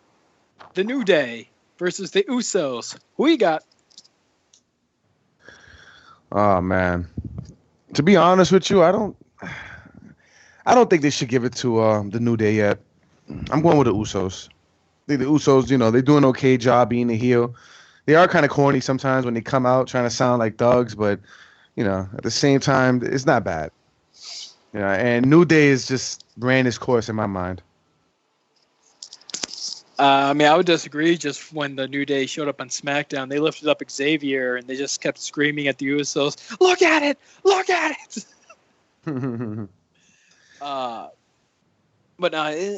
I agree with you. The Usos are definitely going to win this match. They're not going to give the titles away as soon as the New Day show up. So Usos. I don't think. Okay, so it's my turn. I would think, right? So I don't like the New Day. Yeah, right. I don't like the New Day. I think they're corny. They really fucking corny. I just do not like them at all. I like what the Usos have been doing. Even though I don't think they match in the ring with the ring gear and stuff, when they're out there, but they're just being a heel is their thing. I could see it, I could feel it, and they're doing a hell of a job, man, with those belts. So I'm gonna go with them, with the Usos. I don't want to see the other guys with that belt. They don't need it at all. So yeah, definitely not. I don't know. Like New Day is okay. Corny. Sometimes they're kind of funny, but the majority of the time they're corny. And I don't know. When they were gone, I just didn't even notice. I didn't notice either. Honestly, I was actually happy that they were gone for a bit. Yeah, but and then they came back. I was like, oh great. I don't even watch their stuff. Like I actually fast forward their thing. Or I just walk away from the screen. I just don't. I have no interest. Well, I'm not gonna go as far and say I walk away. Just slam the door behind me. Fuck this shit, man. Hey, it's happened. Trust me. In my household, it's happened. Oh my god. I'd be like, next great. match. All right, since we're talking titles, let's talk about the World Heavyweight title. At least I think that is what it's called. Randy Orton versus Jinder Mahal with legends at ringside. Who you got? Oh my god, that's what's gonna make the match. The legends. They're all gonna do their 6-year-old finishes on Jinder Mahal. Oh my god! Tell me we don't know what. Tell me we don't already know that Jinder's gonna grab one of them. Yo, no, yes, that's what I was saying. I heard that's what's gonna happen. But you know what I was thinking about? Who was it? Was it Jerry Lawler who took that legend's leg off and was beating him? Oh no, it was Roddy Piper. No, it wasn't. You remember when? No, it was Diesel. It was Diesel. No, it was Jerry Lawler. Remember that there was a legend on ringside, and he tried to somehow he was in the ring, and they took his leg off. It was a fake leg. It was Diesel. Were like beating on him when he fought Shawn Michaels. What was it? No, was it? Yeah, it was Luna's. Somebody related to Luna Vachon, right? I thought it was Jerry Lawler. Mad Dog Vachon. Yeah. Yes, I know what you're talking it was Kevin Nash that took off the I don't know, man. When I think about the legends and like a possibility of fucking a wrestler like beating him up, that always comes to my mind, man. Because it was so shocking at the time. Like, wow, he's beating up a guy, his leg just came off. Like, what's crazy is that I thought the same thing. That was so weird. When I was young, I was like, "Wow, man! Like, you serious? Like, his leg, it was crazy, dude. It was crazy at that moment. At that time, you don't see things like that. So, listen, at that time when Kevin Nash fought Shawn Michaels, that whole match was fucking great. And that was Nash's last match, I think it was. And when he went and took off this guy's prosthetic leg, I was like, "Oh shit, man! That was a big deal back then, man." But I'm going with Jinder Mahal, definitely. Yeah, I'm gonna. If there's a god, it would be Jinder Mahal. Jinder all the way. Save us from another Randy Orton title run. See, I think you said it wrong. You're not praising God. You're praising Allah for this title match. Allah is God. If you think about it. Yeah, stop it. See, it's not just the fact that it's Jinder Mahal and all that crap, try and make it look good. It's St. Louis. You always lose in your hometown. So, yeah, going to go with Jinder Mahal. Oh, my God. Don't know. Now you fucking made me want to change my fucking mind. You know what? I didn't even think about that. You know what? You know the whole backlash that WWE is getting that every time these guys are jobbing in their hometown? I almost could guarantee you that may not even be the case with Randy because they're going to reverse it on everybody thinking he's going to lose because he's in his hometown. And they're probably going to give the belt to Randy because of that reason, man. Damn you, Sean. I'll try and be more disappointing next time. Fuck yeah, I might say that Randy might. I think it would hurt Jinder if he loses the belt though, but they may play a slick one and put the fast on everybody and have Randy win because of the fact that they've been doing a lot of jobs with the guys who wrestle in their hometown. They've been doing that a lot, and now we have Randy Orton fighting for the belt. I think they're gonna swerve everybody because of that fucking reason, man. And that's gonna just suck if they do that. I don't know. I'm trying to see something. So apparently John Cena is a free agent. So yes. Is he going to Raw? Nobody knows. But damn, those are all the matches right there for the pay-per-view? No, we still got the Money in the Bank match. Oh my god. Go ahead. You got 6 men, all trying to get one suitcase sitting on top of a ladder. So who you got? Baron Corbin, Baron Bolden, Dolph, why am I still here? AJ, perhaps the best wrestler in the world, Prince, Fat Owens, or the most generic wrestler in the world? Wait, why is he fat? Wait. Why is he Fat Owens? Because he's fat. Yeah, weird, right? Definitely out of Nakamura, AJ Styles, I'm gonna go and say AJ Styles. I feel like the way how Nakamura, that whole aura, him being just another person in that roster, not really getting the reception like NXT. I feel like that's gonna play a big part of the outcome of this match. So AJ Styles. All right, well, I'm gonna say first off, Nakamura, if they're thinking about putting the belt on him, I think is way too early. Don't fuck. No, but this is just for the briefcase. Remember, he got a whole year. I know, but I think that would just make it. I don't know. I don't think he should win something like that. I think they should just ease up on him, give him his time to build himself up on that roster, man. Don't give him all the wins. Don't give him this. Don't give him that. Build him up a little because you already fucked it up. You want to fix that. Don't throw everything at this guy and give him the wins to this and that. So I'm gonna put Nakamura to the side. Nakamura, come over here, put it to the side, and now we got AJ, Kevin Owens. Kevin Owens shouldn't win the belt. The Money in the Bank. So I'm gonna put him to the side also. There we got AJ. Who else? Baron. Sami Zayn. Dolph Ziggler. Fuck, there's not really too many to choose. AJ Styles. The reason why I say that because remember, there's gonna be the rumor that AJ Styles is gonna fight Nakamura at WrestleMania for the belt. So this is why I think it's definitely out of those two, and I'm gonna say AJ. I feel like AJ somehow is gonna turn heel sometime in the ending of this year and probably cash it in. He the way he's gonna turn heel, if this is the where they're going, that's gonna be him turning heel against Nakamura, because Nakamura is gonna be the good guy going into Mania to fight this guy, if that's what they're planning to really do. Because I know I heard the rumors too, but I don't know. Maybe it's a little too early to really give that to AJ right now. So I don't know. But I'm gonna have to say AJ because I don't see Ziggler doing it. I don't see, Bolden doing it. I don't see Sami Zayn doing it. Even though Sami Zayn could be a good pick also, because nobody expects him to win at all. You know what I'm saying? So I'm going to say between AJ and Sami Zayn. Can I pick those two guys? Just one. Damn you. I'm just going to say AJ, but my second choice would be Sami Zayn. So, God. I'm going to start from the bottom because you're saying Nakamura is the least likely to win, right?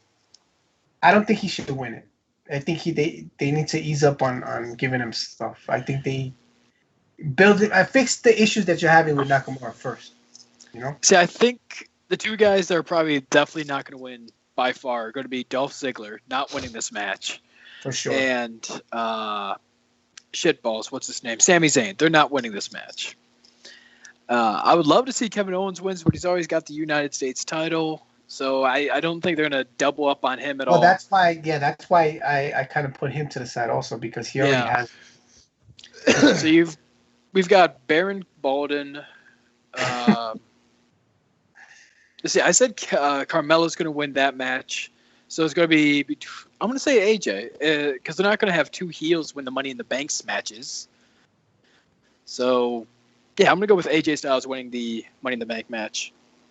Okay, so we're all saying AJ pretty much. But my second choice is Sammy. Do we have a second choice? No. Baron Corbin, there. If you want me to give you a second choice, I'd say Baron Corbin. Okay, what about you? Oh. I said AJ. Oh, my second choice? Second choice, yeah. Oh, just Nakamura. in case, the first choice. Nakamura. Okay. Yeah. All right, well, there you go. There you go. So there's just one more thing, and I know Please tell me Joey... it's the... Yeah, go ahead. I hope it's the UFC thing you're going to tell me about. Oh, yes. No, it's not the UFC thing. It's the boxing thing. Yes, the boxing thing. Yes. You know, how can I forget about that? My God, that was one of the things I wanted to talk about today. I was actually waiting for you to say something, but you didn't. I am slacking, bro. Go ahead, Sean. Go ahead. All right, it's official. Conor McGregor is going to be boxing Floyd Mayweather on August 29th in Las Vegas. I think it's August 29th. 26th. Yes. 26th. So soon. It's in August. So soon, too. Like, I love the fact that they did it. They're doing it 2 months from now. It's fucking great. Because, usually mega fights, you have to wait at least 5 or 6 months for the fight, man. We only gonna wait 2 months. August 26th. It's August 26th, not the 26th. Oh man, I'm actually really looking forward for this. I am a little upset about certain things that's going on. I don't like the fact that they're not going to put no MMA undercards in the event. It's going to be all boxing undercards, and I don't know. I feel like they should have at least put some MMA fights in the undercard, especially if Dana White is looking out for you. You know what I mean? And then you use his guy. Yeah, but it's not really looking out for him. It's Conor that wants it, and I think Dana White, like he said it before, he owes this much to this guy because he's done a lot for the UFC company. He's always been that guy who stepped up to the plate when they needed somebody to fill in a slot. When somebody backed out of the fight, Conor would always say, "I'm there." You know what I'm saying? So I think that this whole thing is really Conor's idea and Mayweather. It's not really Dana White. So it's gonna have to be under boxing stuff. So I mean, it's a boxing fight, But Sean, did you hear who's gonna do the commentary? Yeah, Mauro Ranallo's doing the commentary. Yep, Mauro Ranallo, our boy, Mauro Ranallo, and somebody else. Who is it? Somebody else that's known as a commentator. I don't know. No, it's not Jim Ross. I bet you WWE is pissed off now. They're like, great. Look where he's at right now. Nah, I don't think probably cares. No, they care. They just lost. Because I don't know if you know, but Mauro Ranallo signed with Bellator, so now he's officially a Bellator. And that's funny. So they're gonna have a Bellator announcer calling one of the UFC fighters fight, which is actually kind of interesting. But They should have the next commentators be maybe Jim Ross and somebody else. But let me tell you something. The weeks leading up to this fight is going to be great. Oh yeah, yeah. Okay, no, it's Bellator. Ron Ronaldo is going to be commentating with Mike Goldberg in Bellator. So I don't know about the boxing fight, but it's going to be really interesting. Like next couple months, man, because Conor McGregor, in my personal opinion, is going to outshine Mayweather as far as for trash talking. Nobody really does that with Mayweather. Mayweather's always been the king of that. It's going to be kind of, funny to see Conor McGregor just shut down, Floyd Mayweather in press conferences and just the fact that he's going to get in his face. I am going to say that I really do think that Mayweather's going to win, but I feel like Conor McGregor has more of a chance now than ever because they're going to be fighting at 154, and that's not Mayweather's weight class. Mayweather usually fights a little lighter. Conor McGregor is a big guy, so he has a puncher's chance. I don't think he's gonna win, but I feel like he has more of a chance to win than he did if he would have had to drop. I'll put it like this, man. First of all, everybody's been wanting to see this shit for like the longest. This is the same thing as Pacquiao and Floyd. Everybody's been wanting to see it. It never came about until fucking like 10 years later.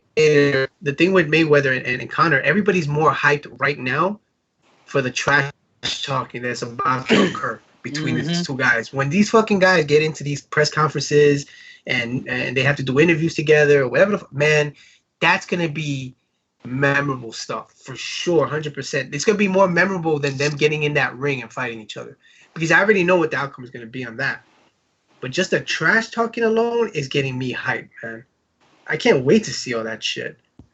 And now the person I think is gonna win is Mayweather. Obviously, I already know Conor can't go 4 rounds, so why would I believe he's gonna go 12 rounds? He's not that guy. And Mayweather is the master of defense. He's probably gonna upset Conor at some point which that's what Mayweather does with everybody he's fought. You know, they get upset because they can't touch him, they can't beat him up. So I could see something like that happening to Conor that throws him off his game. And maybe he might decide to fucking take him down because he's so pissed off, you know. But Mayweather all the way, man. There's no fucking way that Conor could hit. He would be lucky if Conor will be lucky if he gets a clean shot on Mayweather that will knock him out. But it's very hard to break out of this guy's defense, man. Very fucking hard. And remember that Mexican guy who everybody was saying he hits hard? And Manny Pacquiao. No, not Manny Pacquiao. Mexican. Talking about Canelo. Canelo. He fought that guy. And everybody said this guy's going to knock Mayweather out and this and that. He was the best guy out there. Da, da, da, da, da. Man, that guy, Mayweather schooled the shit out of fucking Canelo. And the only loss that Canelo has right now, and he's younger. He was so much younger. I think he was 21, 22 or some shit when he fought him. And I think about that, man. The only loss that guy Canelo has right now is Mayweather. It's the only loss he has. So I believe that Conor can go, but I don't think he's gonna have the experience to really break into the Mayweather's defense. It's just impossible, man. A lot of guys have tried it. Professional boxers have tried it, and they couldn't do it. Well, I think because Mayweather, as you were kind of saying, he's the king of smack talk. There's no doubt about that. So I'm wondering how much of that's going to come into play of him. Exactly. I'm glad you agree. Sorry, my guard don't. How much that's going to come into play in this kind of match, because Conor's the kind of guy that will talk smack to you in the middle of the octagon. I imagine he's going to do the same thing to Mayweather in the middle of the ring. So yeah, if he's definitely going to out smack talk him. So if Conor gets into his head during the press conference, I'm saying Conor's winning the boxing match. But if Mayweather's able to keep calm and cool, then yeah, it's definitely going to be Mayweather.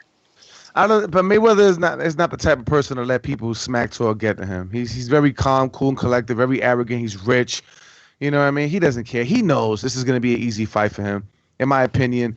And, you know, there was a discussion going around. Is this going to hurt MMA? Can this hurt MMA as far as for, you know, if Conor McGregor loses? And I'm going to say no, because, you know, James Toney went to UFC and got his ass whipped. And James Toney was a fucking heavyweight champion in boxing.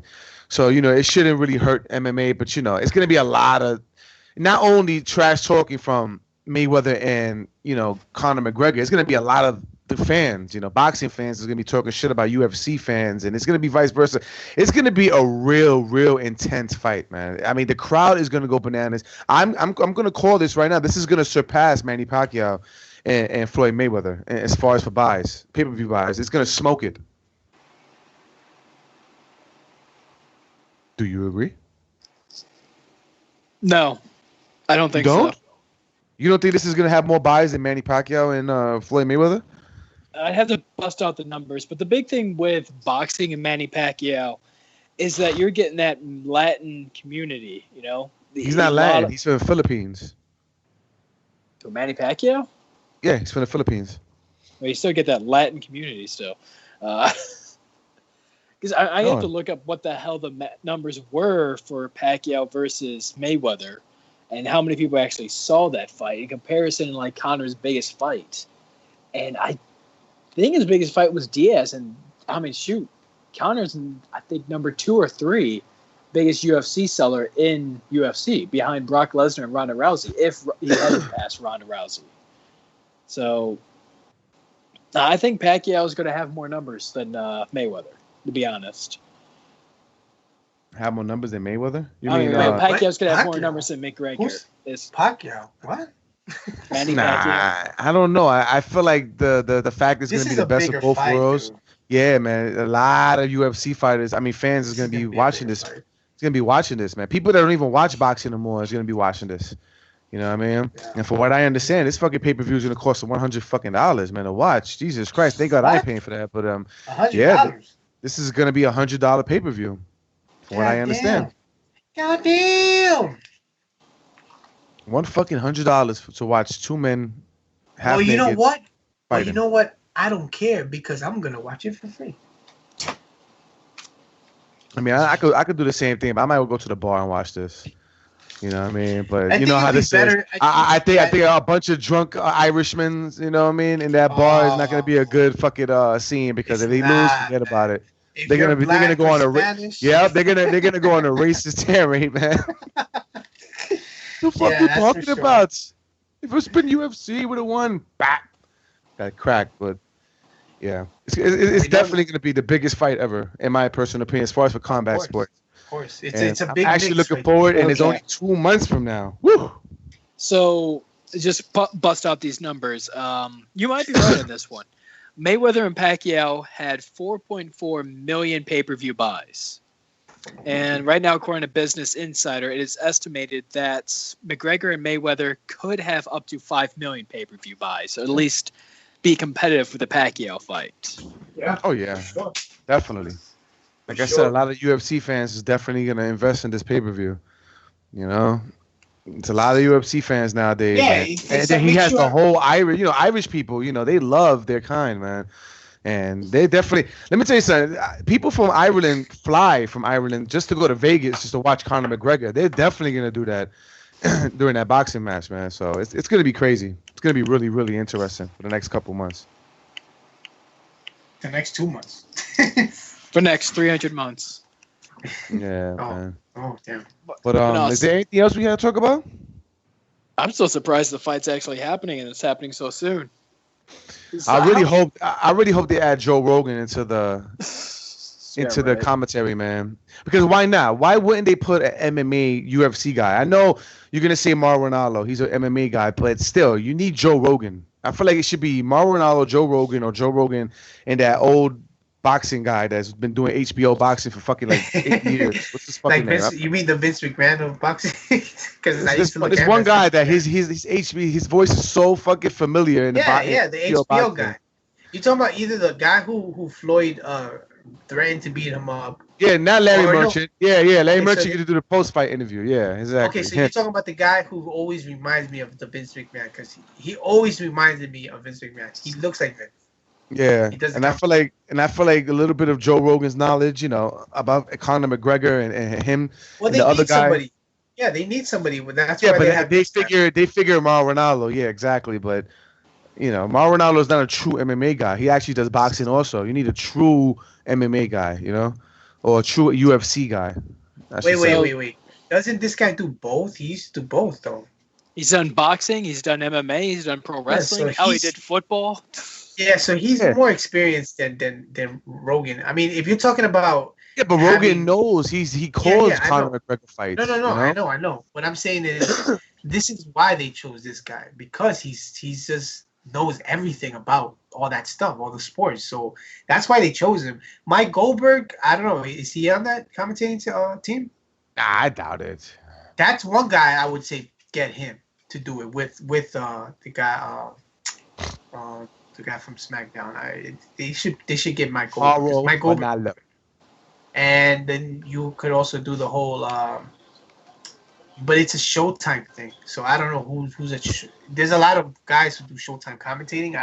I don't know any of them. They're all different people. So that's up in the air, I guess. I don't know who they would choose for a boxing commentator. But we are gonna find out in weeks to come. They already did the press conference yesterday. Not the press conference, the phone call conference. It was Dana White and the boxing promoter answering a lot of questions. So, and Dana White actually spazzed out on one of the guy from CBS, the reporter. Kind of like, Dana White, man. That's what I like about Dana White. Yeah, Dana White don't take no he doesn't shit. try to act professional. You know, if you say something that irks him, he's gonna tell you, "Are you irking me?" You know, don't ask stupid questions, and you know, it has to make sense. You know, so that was the good thing about it. But other than that, it's really interesting. A lot of people was hating on it. I don't know if y'all know about this, but Oscar De La Hoya definitely. He's been actually asking people not to purchase this pay-per-view. Well, you know he's what? Trying to boycott the pay-per-view. Before they it was a done deal. I know De La Hoya was trying to get people to not even deal with that shit. Like he was trying to get people in boxing and the fans of boxing not to hype that up because it would kill boxing. That's what he was saying. But it's too late now. It's too late now because it's already a done deal. And I think De La Hoya was just hating, to be honest with you.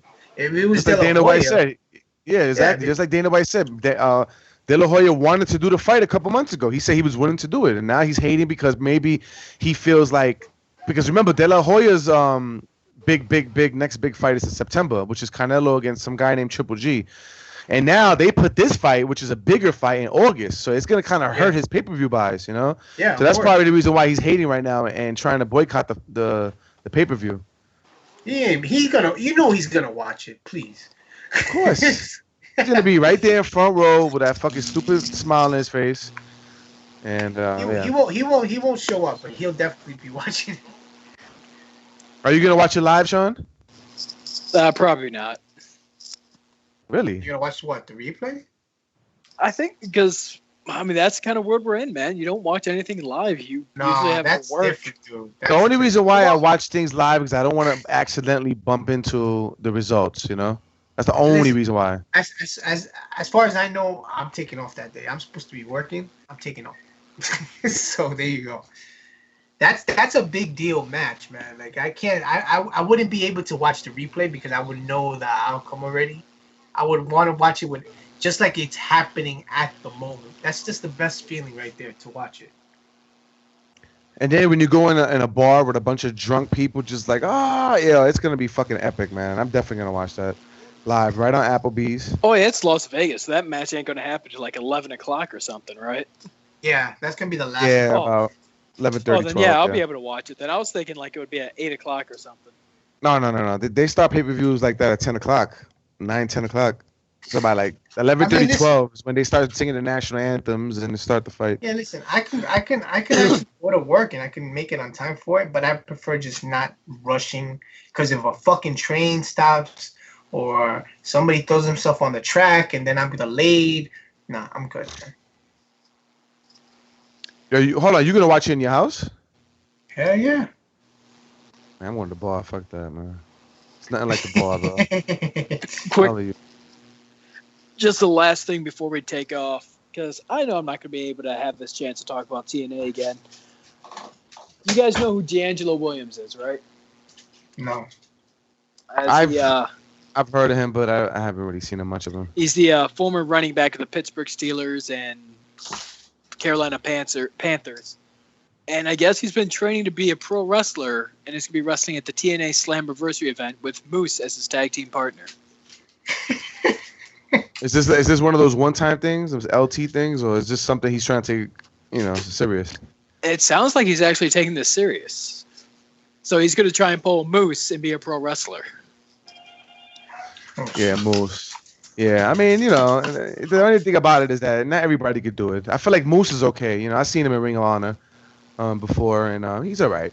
Moose is cool, but I don't know. Something about like the football people. I just feel like sometimes, every time I think about a football player trying to become a wrestler, they feel like their finishing move is always like the tackle. You know what I'm saying? Like the football tackle, and I don't know. They don't really transition very well, to be honest with you. Yeah, look at Goldberg. He did not transition at all. I mean, he transitioned. He made it, but was he a great wrestler? No. But I mean, let's see what happens, But I don't know nothing about this guy. I've been trying to watch TNA. I actually kind of missed the last 2 or 3 weeks, so definitely I got to catch up. Yeah, I saw you like the low-key freaking promo on Sanjay Dutt. Yeah. I liked it. I liked the fact. No, I just liked it because Low Key came back. Because when I watched TNA in the beginning days, I knew who Low Key was, and I was like, wow, he's back. Like that's what's up. No, the thing I liked it was the Ring of Honor pay-per-view. That was the one I had really, really good reviews about that. Did you actually get to see it? War of the Worlds? No, I haven't seen that one yet. Oh, man. You got to watch it, bro. You have to watch it. Trust me. You know me. I haven't even been watching Ring of Honor like that. But that pay-per-view opened my eyes. And I'm going to be watching Ring of Honor from now on. Especially the pay-per-views. But, yeah. But I'm trying to get into TNA. It's just, I don't know. Something about Brother Love trying to run the show is just not working out for me. You know, I feel like he's horrible on that authority role. But he loves you. I'm good. I don't love him. Not anymore. Yeah. But, yeah, I guess that's about it, man. Thank you, everybody, for listening to Roundtable Wrestling Radio 2.0. All right? Because there's no Joey out here, so. But, yeah, man. Sean, you know, you're always welcome whenever you're bored, you know, whenever you're not running that business, whenever you're not wrestling, whenever you're not doing what you're doing, man. Working for CBS, I don't know what you're doing, but, you know, don't forget about the little people, man. I don't forget. I never forget. That's what's up, man. But that's about it, man. Thank you for listening. And ladies, what does that mouth do?